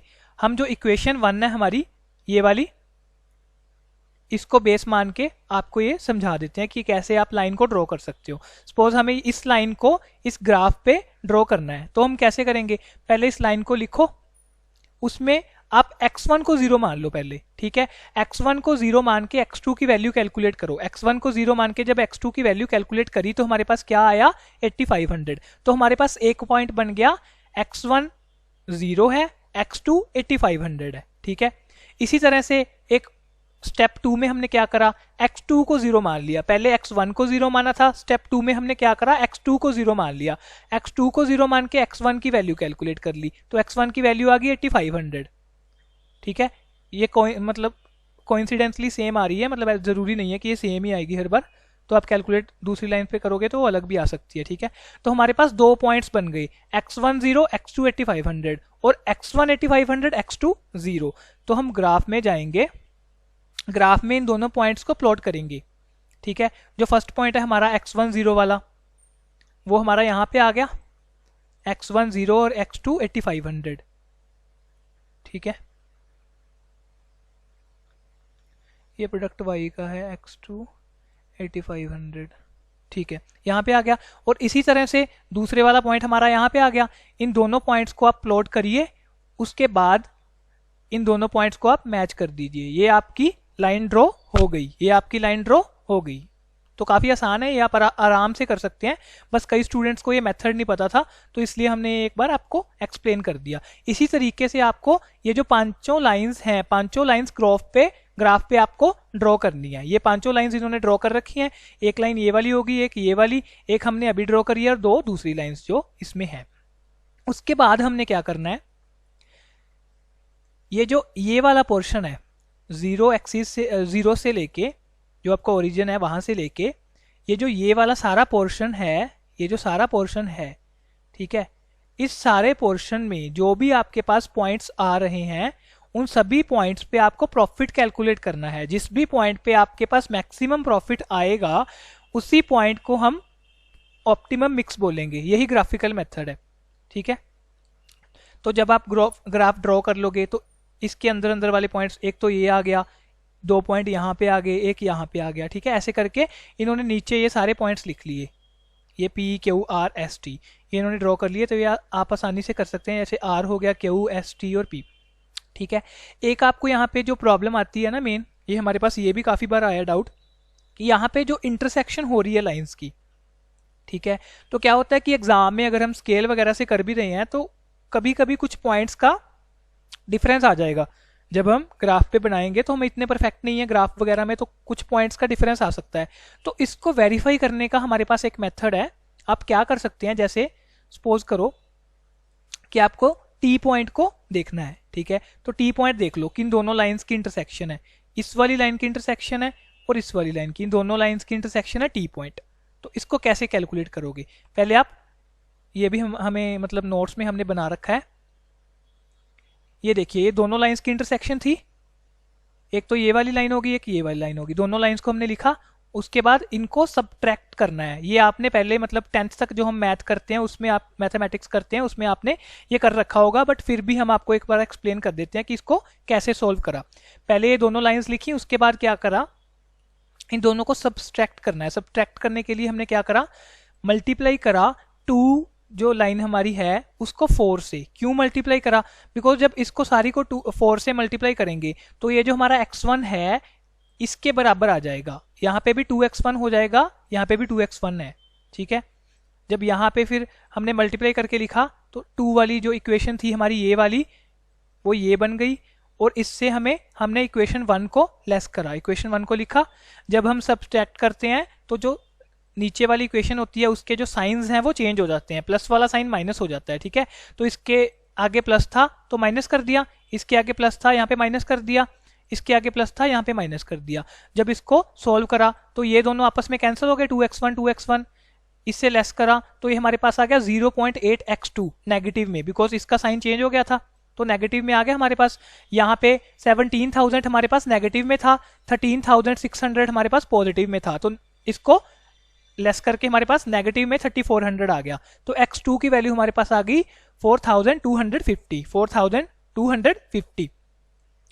जब इसको हमने 1 में पुट करा, x2 की वैल्यू 4,250 को 1 में पुट करा, इसमें पुट करा, तो हमारे पास x1 की भी वैल्यू आ गई। x1 की कितनी वैल्यू आ गई हमारे पास, 4250। मतलब ये जो हमने ग्राफ में टी पॉइंट बोला था, टी पॉइंट का देखो 4250 यही हमने ऐसे कैलकुलेट करा। तो ऐसे ही आप बाकी पॉइंट्स भी कैलकुलेट कर सकते हैं। जैसे ये वाला पॉइंट है, आपको ये पॉइंट लेना है, ये तो आपको कैलकुलेट करने की जरूरत नहीं है, ये तो आपको पता ही है कि कितना है, ठीक है। ये वाला पॉइंट भी आपको पता ही है। ये वाले जो तीनों पॉइंट्स है ये आप इंटरसेक्शन से कर सकते हो, जिन दोनों लाइंस की वो इंटरसेक्शन है उन दोनों लाइंस को लिख के आप सब्सट्रैक्शन वाला मेथड लगा लीजिए, ये जो अभी आपको एक्सप्लेन करा, तो इससे आपका हो जाएगा। आप इसका एक बार स्क्रीनशॉट भी ले सकते हैं ताकि आपको प्रॉपरली पता चल जाए कि आपको कैसे करना है, ठीक है। ये जो नीचे वाला था हमने करा था कि लाइन को कैसे हमें ग्राफ पे डालना है, तो इसका भी आप अगर स्क्रीनशॉट ले लो तो सही रहेगा आपके लिए, ठीक है। वीडियो को पॉज करके आप स्क्रीनशॉट ले सकते हैं इसका। तो इसके बाद जब हमें ये सारे पांचों के पांचों पॉइंट्स पता चल गए, ठीक है, इसमें हमें क्या करना है, टोटल कंट्रीब्यूशन पता करना है, टोटल कंट्रीब्यूशन निकालना है। जिसका भी कंट्रीब्यूशन ज़्यादा हुआ हमारे पास तो हम उसको मैन्युफैक्चर करेंगे पहले, ठीक है। तो वो हमारा ऑप्टिमम मिक्स होगा। ये हमने पर यूनिट यहाँ पे प्रॉफिट निकाला था, पर यूनिट कंट्रीब्यूशन 36 और 31 आया था, 36 और 31, x का 36 और उसका 31। तो 36 से इसको इंटू करा 6,800 को, जब हमने 36 से इंटू करा तो हमारा पास 24480 आ गया। तो इसी तरीके से इन सारों का हमने ऐसे कर लिया, ठीक है। बट ये जो है इसमें इशू बोला इन्होंने, क्या इशू बोला कि ये जो पॉइंट हमारे पास आया, combination of Q is not possible as it is satisfying 3 conditions out of above 4 conditions. To produce combination of Q, this requirement of the material will be this. requirement हमें 2 kg चाहिए था पर unit के लिए, तो इसको जब calculate करा तो हमारे पास 17,104 आ गया, बट मटेरियल हमारे पास कितना था, 17,000 ओनली। तो ये हमारे पास एक ऐसी सिचुएशन बन गई जो पॉसिबल ही नहीं है। तो Q को तो हम यहाँ से निकाल ही दें, क्यू को यहाँ से निकाल ही दें, बिकॉज क्यू तो पॉसिबल ही नहीं है। उसके अलावा जो सबसे ज़्यादा है जो ये वाला है टी, तो इसको रैंक 1 का मतलब ये है कि ये वाला जो हमारा मिक्स है इसके अकॉर्डिंग हम प्रोड्यूस करेंगे, ये हमें मैक्सिमम प्रॉफिट देके जाएगा, मैक्सिमम कंट्रीब्यूशन देके जाएगा। Therefore optimum product mix is equal to X4250 and Y4250, यही हमारा आंसर है, ठीक है। तो फ्रेंड्स ये जो पॉइंट था ना थोड़ा सा आपके लिए टिपिकल है, तो आप वीडियो को एक बार दोबारा सुन सकती हैं यहाँ से, तो आपके लिए ये अच्छा रहेगा। आप स्क्रीनशॉट भी ले सकते हैं जो नोट्स हमने बनाए थे, ठीक है। उसके बाद सेकंड पॉइंट है, in view of the forced production capacity constraints the company has decided to produce only one of the two products. Company ने डिसाइड करा कि या तो मैं प्रोडक्ट एक्स को मैन्युफैक्चर करूंगी या फिर मैं प्रोडक्ट वाई को मैन्युफैक्चर करूंगी। Which of the two products should be produced and sold in the year to maximise profit. तो आप बताइए कि प्रोडक्ट एक्स को बनाया जाए या फिर प्रोडक्ट वाई को बनाया जाए। Find the number of units of that product and relevant contribution. और आप उसमें ये भी बताइए कि अगर एक्स को बनाया जाए तो कितनी यूनिट्स बनाया जाए और कितना कंट्रीब्यूशन हमें अर्न होगा। अगर आपका डिसीजन है कि वाई को बनाया जाए तो ये भी बताइए कि वाई की कितनी यूनिट्स बनानी है और उसका कंट्रीब्यूशन क्या होगा। तो ये पॉइंट बिल्कुल ही सिंपल है। यहाँ पे हमें मैक्सिमम जो डिमांड बोली थी 7400 और 10,000 बोली थी। मैक्सिमम एक सेकेंड, यहाँ पे हमारा था, ठीक है, 7400 और 10,000 था। Maximum production by department A. Department A के जो हमें लिमिटेड रिसोर्सेज बोले थे, कितने बोले थे हमें यहाँ पे बोलते 3400 आवर्स, ओनली 3400 आवर्स बोले थे। तो 3400 आवर्स जो बोले हैं प्रोडक्ट एक्स के एक यूनिट में 0.50 आवर्स लग रहे हैं, तो 3400 डिवाइड बाय 0.5 करा तो 6800 यूनिट्स हम बना सकते हैं डिपार्टमेंट ए के आवर्स को, अगर हम प्रोडक्ट एक्स में टोटली यूटिलाइज कर दें। इसी तरीके से जो डिपार्टमेंट बी के आवर्स हैं वो कितने हैं हमारे पास 3640, और प्रोडक्ट एक्स में हमारे 0.40 पर यूनिट लग रहे हैं, तो 3640 डिवाइड बाय 0.4 ये हमारे पास आ गया 9100। इसी तरीके से जो हमारा मटेरियल है उसके अकॉर्डिंग हमने करा। मटेरियल हमारे पास था 17,000, 2 kg पर यूनिट लग रहा था, तो 8500 मैक्सिमम हमारे पास है जो मटेरियल से हम बना सकते हैं।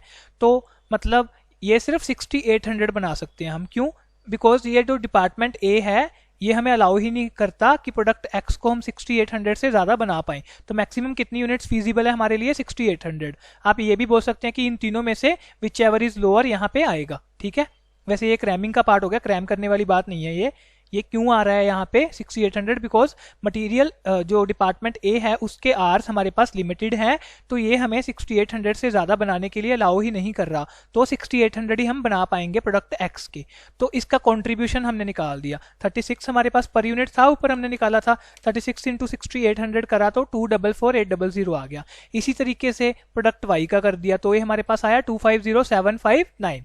तो आप देख ही सकते हैं कि क्या हमारा डिसीजन होना चाहिए कि आप प्रोडक्ट वाई को बनाइए, आप प्रोडक्ट वाई को बनाइए। Therefore product why should be produced at 8089 units. 8089 units he maximum बन सकती हैं, resulting in a contribution of ₹250,759। ठीक है, तो इसी से हमारा टेस्ट 3 कंप्लीट हो गया।